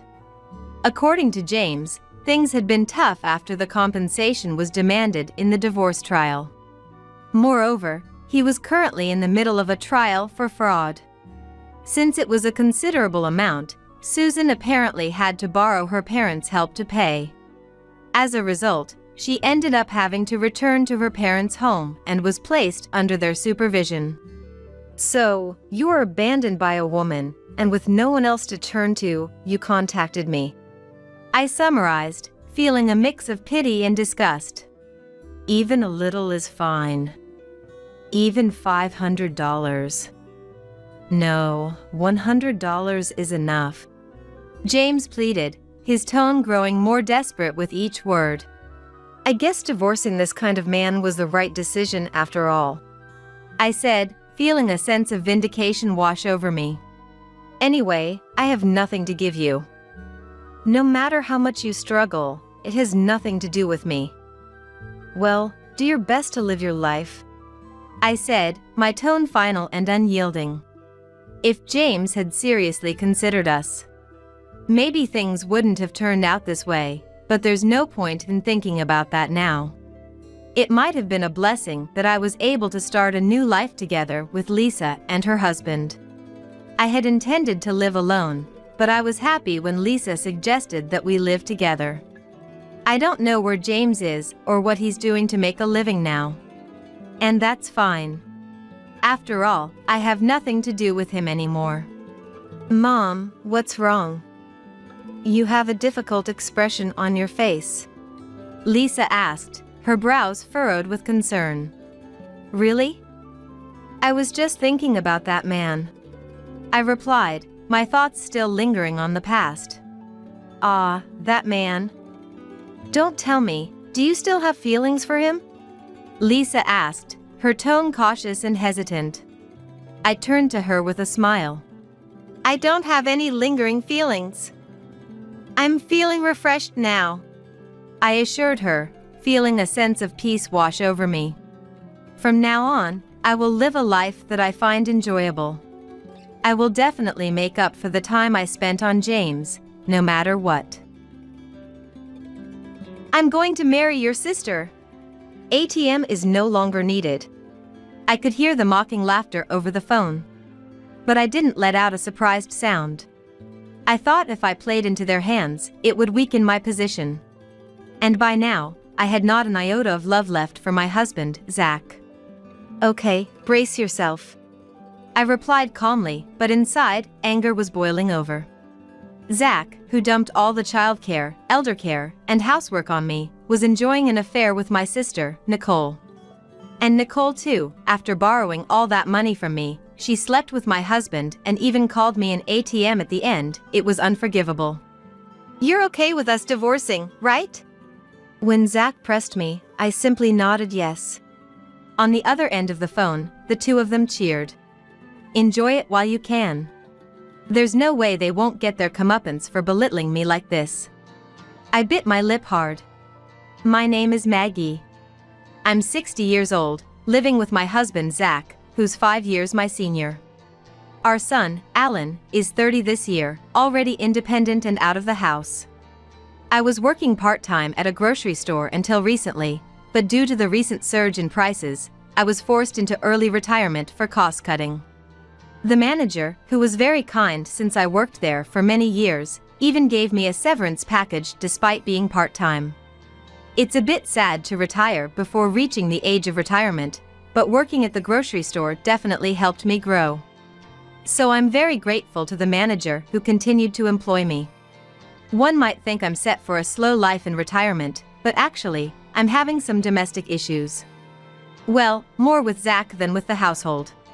With our loveless and distant marriage, I'm very anxious about living together for many more years. Why did it come to this? Let me start from the beginning. I met Zach over 40 years ago. Back then, I was a student job hunting, talking to various industry veterans. Most of them were seniors from the newspaper club I was part of. At a club drinking party, many alumni, including Zach, would show up. Maggie, what kind of company do you want to work for? Zach, rumored to be the handsome senior in the club, asked me with a comfortable distance. I honestly told him I wanted to work for a stable company. How about the bank I work at? Banking's probably the most stable, right? Indeed, it seems like a solid job. While my response was cliché, I was happy Zach invited me to his bank. Encouraged by Zach, I applied to his bank and got the job. It wasn't too difficult as the bank hired many students from my university. Once I started working at the bank, I realized many women liked him. Zach, always invited out for meals after work, seemed out of reach for me. But Zach often asked me out, and despite feeling guilty towards his other admirers, I started going out with him more as I was interested. So, we started dating and got married 3 years later, after which I quit the bank. It's regretful to quit just after 4 years, but back then, most women quit upon marriage. Especially since Zach and I were in the same workplace, he seemed to prefer I work part-time elsewhere. I had no regrets about marrying Zach and quitting my job. For a while, we enjoyed our life together until I got pregnant and gave birth to our son, Alan, at 30. Zach, who used to treat me like a princess, suddenly became indifferent after the birth. Zach, can you make a bottle for Alan? A bottle? That's a mom's job. Why do I have to do it? His sudden change in attitude left me more in shock rather than in sadness or anger. I had heard that men sometimes lose interest when their wives give birth. But I thought that was a story for only a small fraction of couples. I never imagined that Zach, who loved me so much, would suddenly cast me aside like throwing something into the open sea after I had our child. From then on, every day was a whirlwind. Zach continued to refuse to help with the baby. Taking care of the baby is a mom's job. Plus, you're a housewife, so it's natural for you to take care of it. I'm busy with work. Zach had his plausible reasons, but they didn't satisfy me. But it's my first time too, and raising the baby alone is hard work. As I countered while watching Zach's reaction, he glared at me. If it's that hard, why don't you go to my dad's? Dad's free and can help you out. To your father? Yeah, that's right. I was utterly shocked by Zach's suggestion. Zach's mom had passed away early, and only his dad, Bob, was left, who recently had trouble with his legs and might need to go to a care facility. How could he think of leaving our child with Bob? Moreover, Zach completely refused to be involved with the baby, essentially just dumping it on his parents. Zach's outlandish idea left me troubled. Since then, I received little help from Zach in raising Alan, and I had to do it alone, repeatedly reading childcare books. Fortunately, Alan was a well-behaved and obedient child who listened to me and grew up healthy. When Alan turned 5, after sending him off to kindergarten, I noticed a call on my mobile phone. Maggie, it looks like Dad collapsed. I'm thinking of putting him in a facility. Can you handle the paperwork? What? Collapsed? Is he okay? And about the facility? I was very surprised by Zach's call. The news of Bob's collapse was alarming. I hoped he had been taken to the hospital in time. Given Bob's leg condition, it must have been quite a struggle. Bob had always been fond of me, treating me like his own daughter, and I regularly took Alan to visit him, even without Zach asking. The in-laws' house was about a 40-minute drive from our home. Every time we visited, "Thank you for coming all this way," Bob would say with a kind smile. Alan and I both loved Bob and, despite the distance, always wanted to visit him again and again. Hearing that Bob had collapsed, I was filled with anxiety, but Zach only mentioned putting him in a facility in a matter-of-fact tone, which irritated me. Just handle it. I'm busy with work, okay? Wait a minute. Zach cut the call quickly after saying his piece. The idea of putting Bob in a facility was unthinkable to me. Unless it was Bob's own wish, it seemed like Zach was just deciding to put him in a facility on his own. After much thought, I decided to take care of Bob myself as soon as he recovered. When I arrived at the hospital where Bob had been sent, he was in the hospital room and had already regained his consciousness. Bob was over 70 but had struggled to continue the family's farming business despite his leg issues. Both Zach and I had asked Bob to rest, but he insisted on going to the field that day. Maggie, sorry for troubling you. No, please, just don't strain yourself anymore. All right. It seemed Bob had learned his lesson this time and stopped going to the field after being discharged. Bob's field was no longer used for crops, leaving only an empty land. Though it could be revived with care, the land would probably be passed on to Zach, his only son, who I doubted would take up farming. I felt sorry for the neglected field but thought it was for the best if it meant Bob wouldn't strain himself further. After that, I started caring for Bob, visiting the in-laws' house about 3 times a week. I also began working part-time at the grocery store around that time, juggling work, childcare, caregiving, and household chores. For childcare, I switched Alan from kindergarten to daycare with extended hours, managing to make time. I worked 4 mornings a week till after lunch and then went to the in-laws' house. After caring for Bob, I would pick up Alan from daycare, go home, and make dinner. It was very challenging initially due to inexperience. Though it became slightly easier as I got used to it, I didn't realize how tired I was becoming. I had no time to talk to Zach and was overwhelmed just dealing with the tasks at hand. 10 years passed in this manner, and I turned 45, Zach 50. By then, Alan had become a teenager and often rebelled against me. But I saw this as a sign of his growing independence and, while feeling a bit lonely, I was happy about his growth. However, Alan never showed any defiance towards Zach. In fact, he hardly ever spoke to him. Zach had abandoned any childcare responsibilities from Alan's birth, leaving everything to me, so it seemed Alan didn't really think of Zach as his dad. It was around this time that our loveless and distant family relationship reached a critical point. The catalyst was a call from my sister, Nicole. Hi, Maggie. I just got back from a trip to Hawaii with friends and I've got some souvenirs for you. Can I drop by your place? Nicole, my elder sister by 3 years, has always been reckless with money and had a fiery temperament, making us quite incompatible. She always wore flashy makeup and was more beautiful than me. I was suspicious of her intention to give me souvenirs but couldn't refuse her kind gesture and agreed. When Nicole came over the weekend, she handed me the souvenirs, which I realized were not from Hawaii and were clearly common sweets available locally. I chose to stay silent, thinking that pointing this out would only upset her. Hey, Maggie. I'm short on cash this month. Can you lend me some money? Suddenly visiting with a fake souvenir and now this, I wondered what she was up to. Lend you money? Why? I suspected it was just Nicole's usual spending habits leaving her broke. Well, I've been feeling unwell lately. The doctor said I might need to be hospitalized.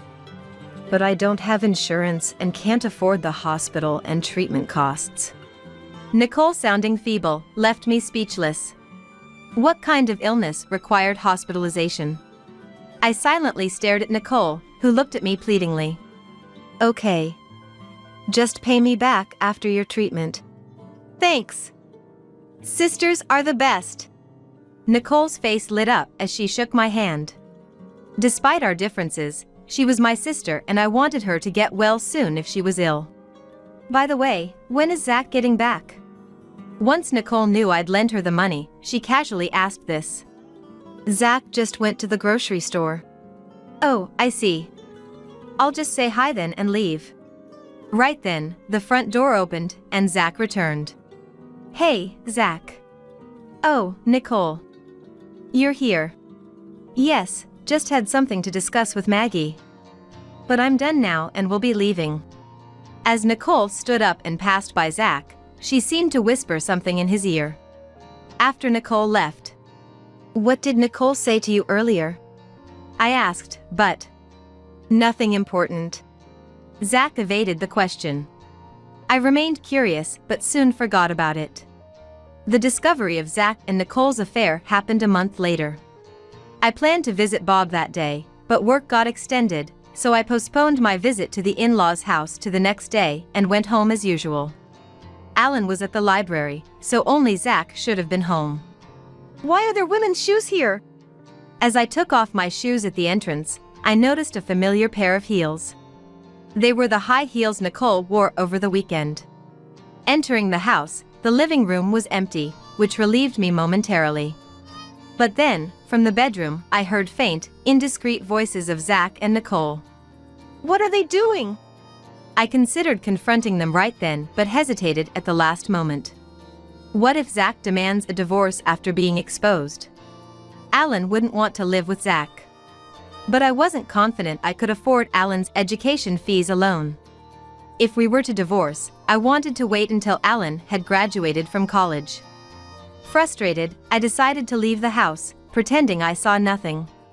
Instead, I gathered evidence of the affair, taking photos of their traces and secretly saving the exchanges between Zach and Nicole from his mobile phone.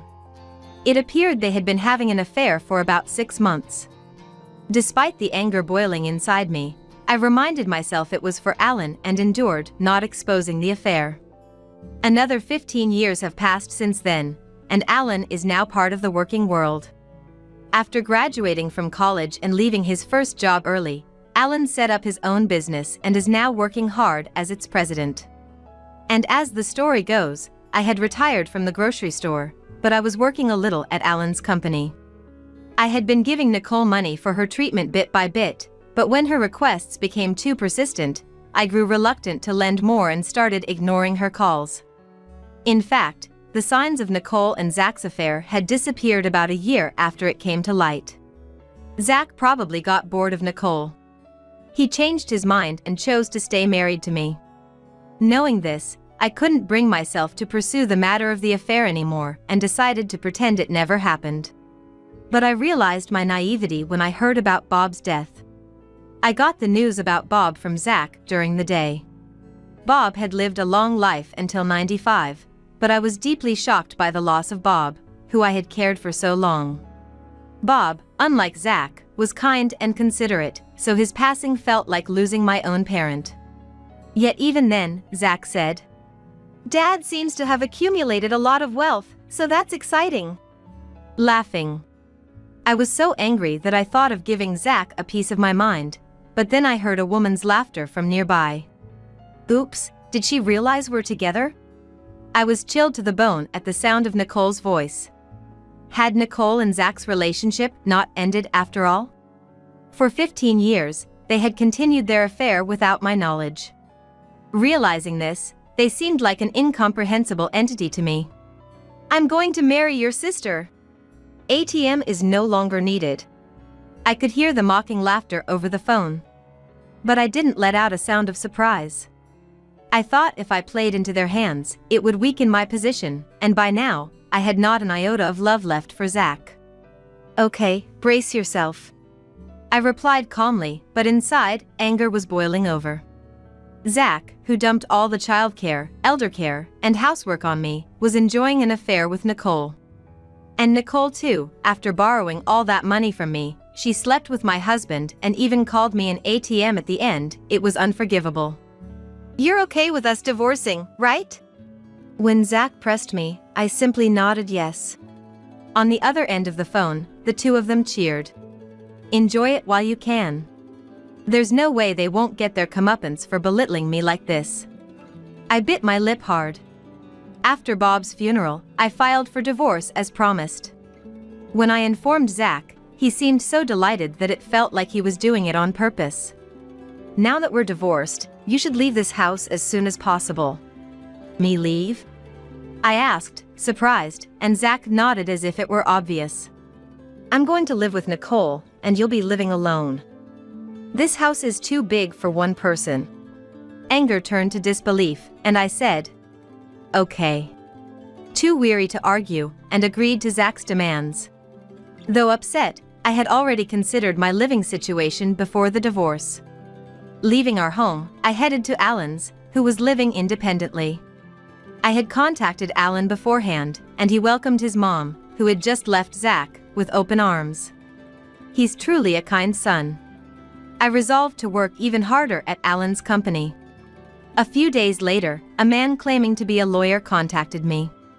When I went to the specified location, Zach, Nicole, and the lawyer were seated. "I am in possession of a will left by Zach's dad," the lawyer said, and took out the will signed by Bob from his bag. I was surprised as I didn't know Bob had left a will. As Zach's only child, he was the legal heir to Bob's assets. Being no longer Zach's wife, I had no claim to any inheritance. Why was I called then? As I wondered, the lawyer read the will. Its contents were astounding. Bob had left half of his assets to me. That meant the field Bob owned was now part of my estate. While Zach would inherit the other half due to his legal share, he had surely not expected me to inherit anything. "Why does Maggie get half of the inheritance? I'm his only son, I should receive it all." Dad was very grateful to Maggie for her selfless care, even though they were not related by blood. He meant it as a thank you. Bob. I was deeply moved by Bob's thoughtfulness. "What the heck is this? I thought we could finally relax with the inheritance." Nicole twisted her face in frustration. The lawyer then mentioned that Bob's will had also left all of his debts to Zach, but it seemed Zach and Nicole were too upset to hear that part. I was overwhelmed with gratitude towards Bob, and before I knew it, tears were streaming down my face. "Thank you, Bob." Seeing me in tears, the two of them seemed to grow even angrier, but the lawyer concluded, "That is the content of the will." With that, Zach and Nicole seemed to snap back to reality. "I'm not happy about losing half, but hey, we still have half of the inheritance left. Gotta thank the law for that." Zach said as he patted Nicole's shoulder, who nodded in agreement. Right. Well, we'll be leaving now. We won't have anything to do with you anymore, so take care. They laughed loudly as they left. I returned to Alan's house, savoring Bob's last act of kindness. After receiving the inheritance from Bob, I continued working at Alan's place without incident, and before I knew it, 2 months had passed. That's when Zach called me, on a Sunday. Alan and I were both off work, relaxing at home, but my mobile phone started ringing insistently. Zach! The air froze between me and Alan as we realized it was Zach calling. Why is Dad calling? He abandoned you, and now what does he want? You don't have to answer. Alan said so, but the phone kept ringing persistently. Irritated, I decided to answer to silence Zach. What is it, calling me repeatedly? You said we wouldn't have anything to do with each other ever again. I answered with a tone of annoyance, but Zach seemed not to hear me and started talking frantically. Hey, what's going on? Why are you working at Alan's company? And why is Alan's company being featured on TV? And what's with showing your fancy house? Zach's near hysterical voice echoed through the phone, causing Alan to frown.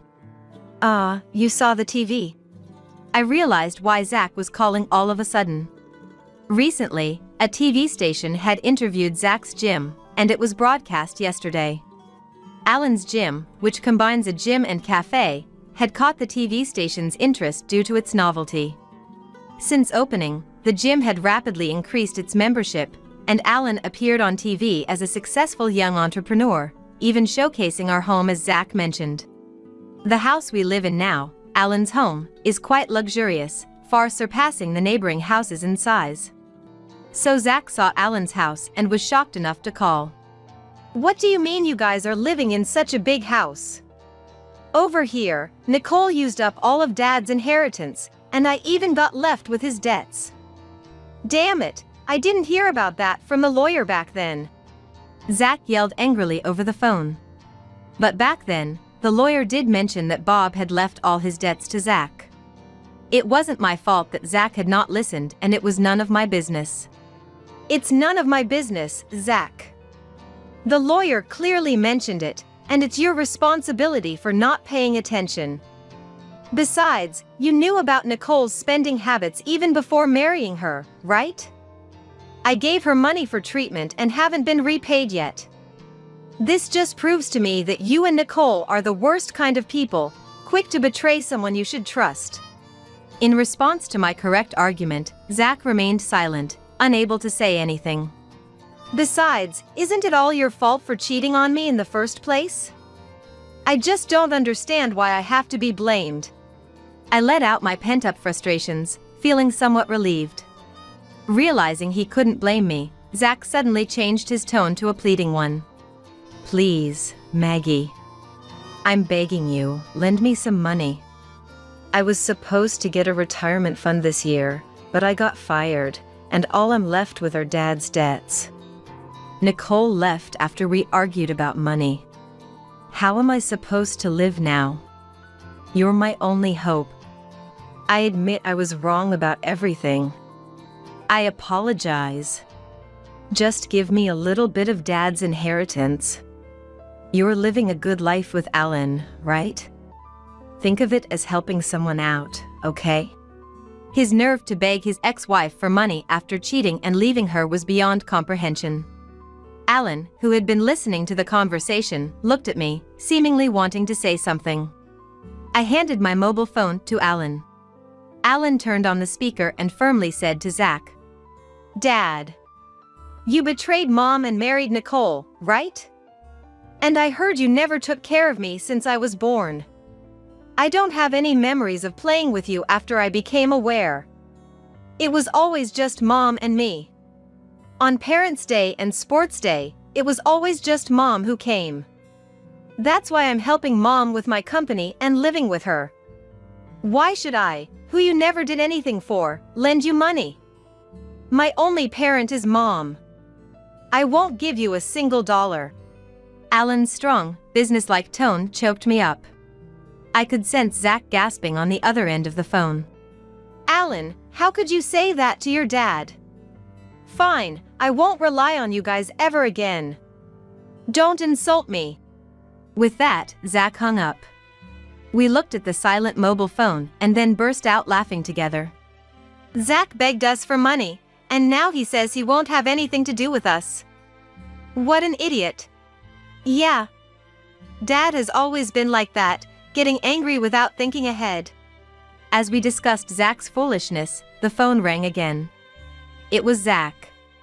He probably wanted to ask for money despite saying he wouldn't contact us again. Fed up, I blocked Zach's contact. That's it. Now that fool can't bother us anymore. Yeah. Thanks, Mom. His gratitude for being raised seemed implicit. I should be the one thanking you. You've given me such a great life. No matter how old you get, you're still my precious son. We reaffirmed our bond as mother and son, grateful for each other's presence in our spacious home. A few days later, my sister Nicole called me. Her request was almost identical to what Zach had said. I couldn't fathom lending more money to Nicole, who hadn't even repaid what she owed me. In fact, I hadn't yet demanded compensation for her affair with Zach, so I successfully sued both of them for damages through a lawyer. They ended up getting divorced after being married. Their marriage only lasted for 2 months. Zach was even worse off than Nicole. The negative inheritance he received from Dad was too substantial. Bob had borrowed a lot of money for farming, managing it all by himself. I hadn't known about it. While caring for Bob, he often complained about Zach. Bob was able to forgive Zach for not taking over the farming business, but the fact that he didn't take care of Alan and not visit his own father was unforgivable. He was also furious with the way Zach treated me, and I always tried to soothe him, saying it was okay. If kind Bob was that angry, Zach must have been quite a negligent son. All of Zach's expected retirement funds were gone due to his dismissal for misconduct. Rumor has it he even tried to embezzle money from his bank to pay off his debts. Had he just worked quietly until the end, he would have received his retirement money. His greed was his downfall. Now, while receiving a pension, he seems to be working 3 part-time jobs to pay off his debts. Starting a new job at 65 and being taught by younger people as a newcomer must be shattering his pride. Although he has worked as a bank employee for many years, his part-time job as a new employee involves a lot of odd jobs. A hard adjustment for someone who never did housework, childcare, or elder care. He'll likely give up soon enough. For Zach, who neglected his son and cheated with Nicole for years, it's a fitting punishment. I hope he manages until the end. As for me, I'm still working energetically at Alan's workplace. The staff, who are around my child's age, treat me very kindly. Our workplace is always full of smiles, attracting many customers. Alan recently got engaged to a girl a year younger than him and introduced her to me. She's a wonderful, sensible young lady. Well respected at work. I was planning to move out when they married, but she insisted we live together. I'm grateful for her kindness and looking forward to our future together. I will no longer be involved in family ties that exist only on paper. With such a shocking statement escaping Grace's lips at the wedding speech, the room went ice cold. Normally, it would follow with, "Thank you, Dad and Mom, for raising me for 27 years." Paul, who was about to become Grace's husband, froze next to her. I, too, withdrew the tears I had been shedding until a moment ago and stared at Grace. Then, unable to hold back the laughter bubbling up from deep within, I burst into inappropriate laughter. All guests turned their eyes towards me, standing at the very back. That line is more fitting for me, don't you think? Unbothered by the guests' stares, I flashed Grace a challenging smile. What? What do you mean? When Grace retorted with mockery, I finally stood up. My name is Stella. I'm 60 years old and currently work for a foreign consumer goods company. There's a reason why I say currently. After graduating from college, I moved through numerous companies. Having dreamed of working hard once I became an adult, I changed jobs every few years to advance my career after getting a job at a consulting company. I sought new challenges in various companies rather than staying with one, thanks to my fickle nature. My efforts were quickly recognized by my bosses, leading to promotions and substantial salaries at each company. Thus, at the foreign consumer goods company I currently work at, I have been making good progress, reaching top sales performance 3 years after joining. No woman has worked long and in various roles around my age, so promoting me seemed to enhance the company's reputation as a business that promotes women's career advancement. I'm now happily serving as the sales department manager. I have a very blessed life at work. My career-focused life took a turn towards family 15 years ago, while working at a securities firm. That's where I met Kevin, my husband who is 2 years my junior. Kevin had been working in the accounting department of a securities firm since high school graduation. His gentle nature wasn't suited for sales, but his precision made him perfect for accounting. I had the opportunity to visit the accounting department from time to time, and Kevin approached me there. Though I felt I was too old for romance, Kevin was serious. Attracted to his sincerity, I eventually fell for him and initiated our relationship. Kevin was surprised and then blushed. "Thank you. I feel the same way." Our pure-hearted exchange, albeit us both being in our 40s, led to laughter from us both. Our relationship flourished, and Kevin proposed within a year. However, I actually have a daughter, he revealed. Despite my surprise, I expressed my desire to marry him if he and his daughter were agreeable. Kevin thought it over and then decided to introduce me to his daughter, Grace. When I first met Grace, she was a 12-year-old elementary school student. "Nice to meet you, I'm Stella." I greeted Grace with a smile, trying to be as non-threatening as possible. Grace returned the greeting with a smile. "Hello." Her response put me at ease. "See, Grace? You've got a mom now." "Yeah." Grace nodded in agreement to Kevin's words and happily went back to her room. I wonder if she wasn't scared? No, she seems fine. I'm relieved. I'm relieved too. Grace is so cute. Kevin seemed pleased when I praised Grace. I learned he had separated from his wife 5 years ago. It seemed being complimented on Grace, who he had been raising alone, made him feel good. Which I understood. After Grace accepted me, we got married a month later. Our marriage settled into a routine where I worked late and Kevin got off on time and took care of home affairs. With Grace becoming a middle schooler next year, she could stay home alone for short periods. Kevin seemed to like housework, and I'm grateful because he does the laundry and cooking without complaining. I did my part around the house with cleaning and dishes, within my capacity. People around us would say, "How lucky you are to have a husband who helps out." Our marriage got off to a smooth start. Grace was a bit shy around me at first, but that quickly faded, and we became close enough to go out together. She wrote me letters on my birthday and even shared stories about boys she liked. Perhaps she longed for the female companionship and conversations she never had, being raised by a single dad. I tried my best to be Grace's mom. However, our close mother-daughter bond began to unravel a while after Grace entered middle school. She hit her rebellious phase. Her friends were all mischief makers, getting into makeup and late-night outings, making their way of having fun more extravagant. Grace, mingling with such girls, spent her days having fun, which naturally led to her grades dropping in periodic tests. "Grace, don't you think you're going out a bit too much lately? If you keep this up, you might not even make it to high school." I warned Grace for the first time. Grace, taken aback by my scolding, retorted, "Huh? Why do I have to be lectured by a stranger like you?" It was the first time I heard such heartless words directed at me. A stranger? We were getting along just fine until recently. I was just being polite. I had to be nice to you, or Dad would feel sorry. All the smiles Grace had shown me were fake. Realizing this filled me with frustration and helplessness. Grace continued to complain. "I thought about mentioning this before, but isn't your cooking bad? I want to eat Dad's cooking. Don't mix your laundry with mine. We're strangers, after all. About everything I did. Her criticisms were always delivered in Kevin's absence, revealing Grace's malicious nature. I considered discussing it with Kevin, but knowing he cared deeply for both his daughter and me, I knew it would sadden him. I didn't want to upset him or add to his worries, so I never brought it up to him.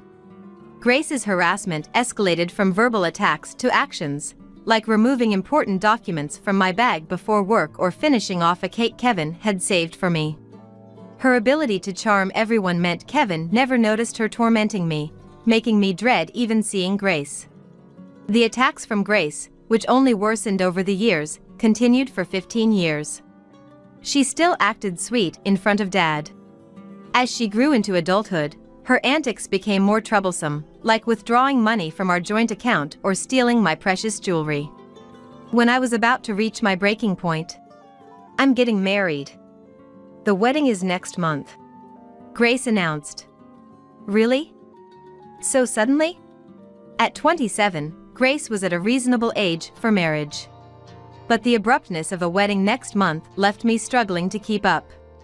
What's wrong with sudden? Timing is everything in matters like this. Just so you know, I'll marry even if you oppose. Grace seemed uninterested in my opinion, quickly retreating to her room after merely informing me of her marriage. That night, I shared the news of Grace's upcoming marriage with Kevin. What's this all about? I haven't heard anything. Bring Grace here right now, Kevin demanded in an unusually stern tone, so I called Grace back. If you're getting married, introduce us to your fiancé. We'll talk about the wedding after that. Faced with Dad's reasonable demand, yes, Grace meekly responded. A week later, as promised, Grace brought her fiancé over. Nice to meet you. My name is Paul. I apologize for the late introduction. Paul bowed respectfully to Kevin and me. He seemed to be a public servant from what we heard. His sincere appearance and manner of speaking pleasantly surprised us, considering we had braced ourselves for someone entirely different. After chatting for a while with the four of us, Paul made remarks that put Grace in a favorable light in front of us, revealing his serious nature. See? He's a good guy, right? It's okay to marry him, right? Grace, leaning forward, was eagerly looking at Kevin, not me, pressing him for an answer. Yeah. Paul seems like a good guy, and I have nothing against it, but what about you, Stella? I'm all for it. Although surprised by Grace's sudden announcement, I was actually pleased because I thought Grace getting married would mean she would move out of this house. Yay! Then the wedding is set for next month as planned. Sure. Grace left the house with Paul, both of them beaming with joy. I wonder if they plan to stay somewhere tonight. Paul and Grace seem to have quite different personalities and capabilities for life, but I wonder what will happen after they get married. Anyway, being able to get away from Grace was the happiest thing for me. Since Grace introduced us to Paul, she has been away from home more often. I thought she was busy preparing for the wedding with Paul, but one day I ran into Paul on the bus home from work. I had been working overtime for about 3 hours, as usual, but the commuter bus was packed. Oh, isn't it Paul? Just finished for today? Good evening. Yes, it's been busy lately. Really? It's tough being a civil servant.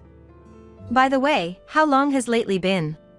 It's been like this for about a month now. A month.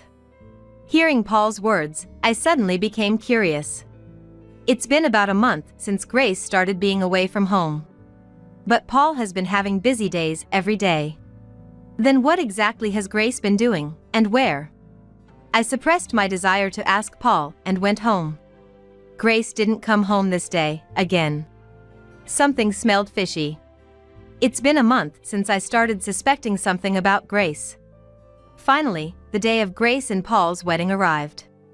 Both Kevin and I couldn't help but reflect on everything up to this point, as it was our daughter's once-in-a-lifetime wedding. Kevin was moved to tears walking down the aisle with Grace in her dress. Thinking of Grace leaving my hands, I also cried, but for a different reason. However, to those around, it must have looked like a mom crying deeply over her daughter's wedding. The wedding and reception were a great success, and it was time for the highlight of the evening, the bride's letter to her parents. As Paul placed his hand on Grace's back, she began to read the letter. Kevin and I were, of course, crying again. I'd like to take this moment to say something to Mom. The beginning of the letter was unusual, and the audience was a bit restless. I will no longer be involved in family ties that exist only on paper. With such a shocking statement escaping Grace's lips at the wedding speech, the room went ice cold. Normally, it would continue with, "Dad, Mom, thank you for raising me for 27 years." Paul was frozen next to Grace. I, too, retracted the tears I had shed until then and stared at Grace. Unable to suppress the laughter rising from the pit of my stomach, I burst into inappropriate laughter. The guests all turned to look at me in the back. "That's my line, you know?" Ignoring the guests' gazes, I gave Grace a challenging smile. "What? What do you mean?" Grace replied mockingly, so I finally stood up. As I walked from the back seat, I could hear the guests whispering about what was happening. The wedding staff seemed flustered in the corner of my vision, but I continued regardless. "You might not know, but I've been the one paying for your mobile phone and insurance bills, not Dad. And when I heard you were getting married, I thought I no longer needed to pay for those, so I changed them to be deducted from your account." "What? What are you talking about?" Grace glared at me with the corners of her eyes lifted. I did exactly what I had just explained. Hearing that Grace was getting married, I thought my role was over, so I had arranged for the various expenses I had been paying on Grace's behalf to be taken care of without my intervention. Grace probably assumes that Dad is the main financial supporter of the household. However, the reality is different. I earn more than Kevin, so I have been the one paying for the house mortgage, the car loan, everything. It's just as I said. You've been playing the good daughter in front of Dad while bad-mouthing me behind my back. So, when I heard you were getting married, I was genuinely happy. Finally, I could cut ties with you. Just like you said, I don't want anything to do with a stranger who's only related by registry. The murmurs of guests whispering to each other reached my ears. Grace's face turned red with anger and embarrassment. Paul, on the other hand, turned pale. "What are you talking about? That's a lie. There's no proof I've ever badmouthed you, you awful hag," Grace exclaimed and then clamped her mouth shut as if realizing she had said too much. A decent person wouldn't use such words against their parent, would they? Caught in the act, Grace glared at me, tears welling up in her eyes. Seeing Grace like this, Paul began to tremble. "What are you saying to your own parent? I thought you were a nice, polite, cheerful girl, but I had no idea you were this twisted. This is marriage fraud. I'm calling off the wedding right now." Hearing Paul's furious declaration, Grace looked shocked. She must have never imagined her own words would trigger the cancellation of her engagement. She started to protest, as if wanting to say stop anything but that. "What are you talking about? I haven't told you yet, but I'm pregnant. It's only been 6 weeks, so you wouldn't have noticed. And you're saying you won't get married? That's irresponsible." The word pregnant stirred murmurs around us. But I was expecting it. Paul, however, showed no sign of being flustered by Grace's announcement. Grace, on the other hand, was confused by the unexpected reactions from me and Paul. "What's the matter? Too shocked to respond? For the sake of the child, we have to get married, right?"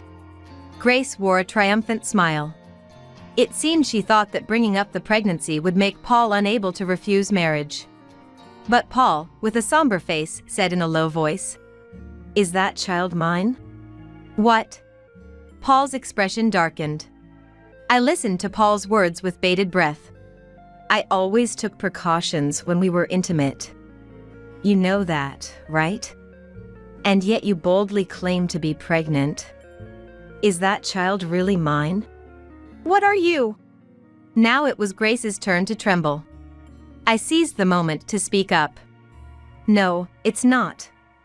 I've heard that Paul has been busy this past month. But you, Grace, often came home late or were gone the whole day, despite only working part-time. There's no overtime in your job. So, where and with whom were you wandering around? I edged closer to Grace. Her expression twisted further. That was, with friends. I have friends, you know. Grace's desperate reply made me unable to stop laughing. Friends? It's strange for friends to be arm in arm entering a hotel, don't you think? I thrust my mobile phone screen in front of Grace's eyes. In fact, since I began suspecting Grace, I had started an investigation into her infidelity. I couldn't bear the thought of Ernest Paul being deceived. I poured the money I earned into hiring a detective, and soon enough, evidence like this came to light. What is this? Bringing this up is just low. You're not a mother.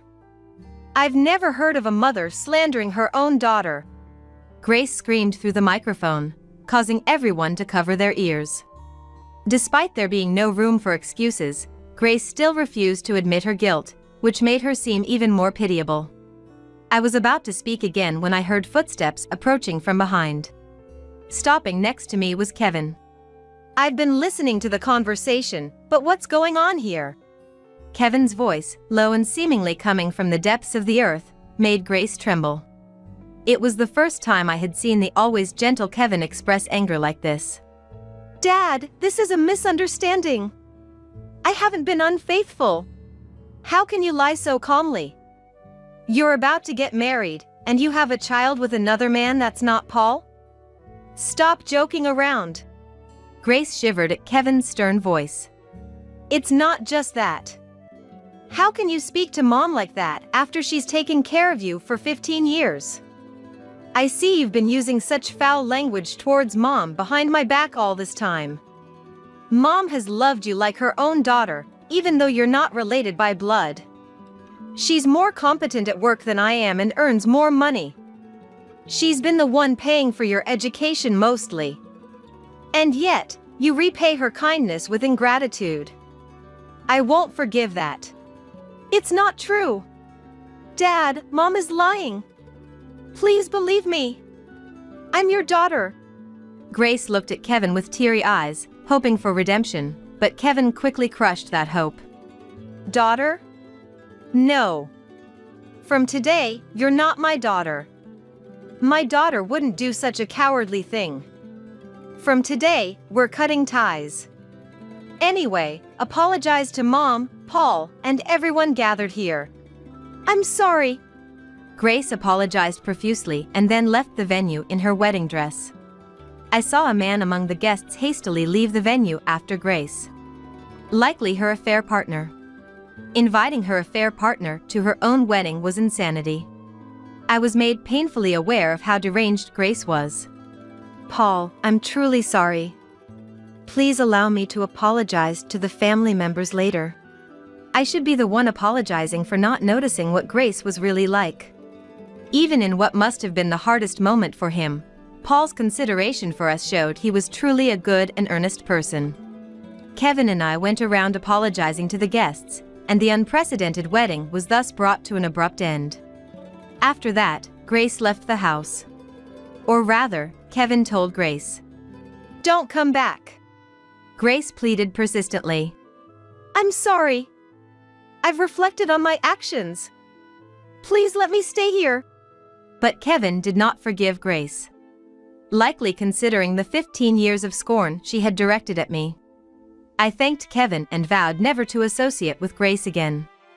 Grace reluctantly rented an old apartment in the countryside after being denied a return to our home. Her affair partner turned out to be a man with no capability for living, only working part-time twice a week and loafing around. Grace probably thought her marriage to this man would be opposed. Perhaps she planned to marry the Ernest Paul to satisfy us and then find a reason to remarry her affair partner. While her true intentions are unknown, neither Kevin nor I could accept Grace after she hurt Paul and acted selfishly. Although Grace had a job, it was part-time, so she must be living at her financial limits. She must be struggling to pay for even her mobile phone and insurance bills I used to cover. The hardship she's facing now is a consequence of the good life she once had. Grace might have many desires, but likely none are being fulfilled. But this is the result of her own actions. I believe she should learn the hardships of living through struggle. Meanwhile, Kevin and I have been enjoying peaceful days together. Kevin chose me, his wife, over his biological daughter. Kevin says, "Of course. I truly respect you, Stella. Let's continue to support each other." I'm truly happy, and Kevin, who diligently takes care of household chores, is a wonderful husband. I feel nothing but gratitude for our happiness. We've actually continued to stay in touch with Paul. Paul, once depressed by Grace's betrayal, seems happy with a new girlfriend recently. Though we should have no relation to Paul anymore, he seems to like us and occasionally invites us out for meals like a family. I wish to watch over Paul's happiness from afar.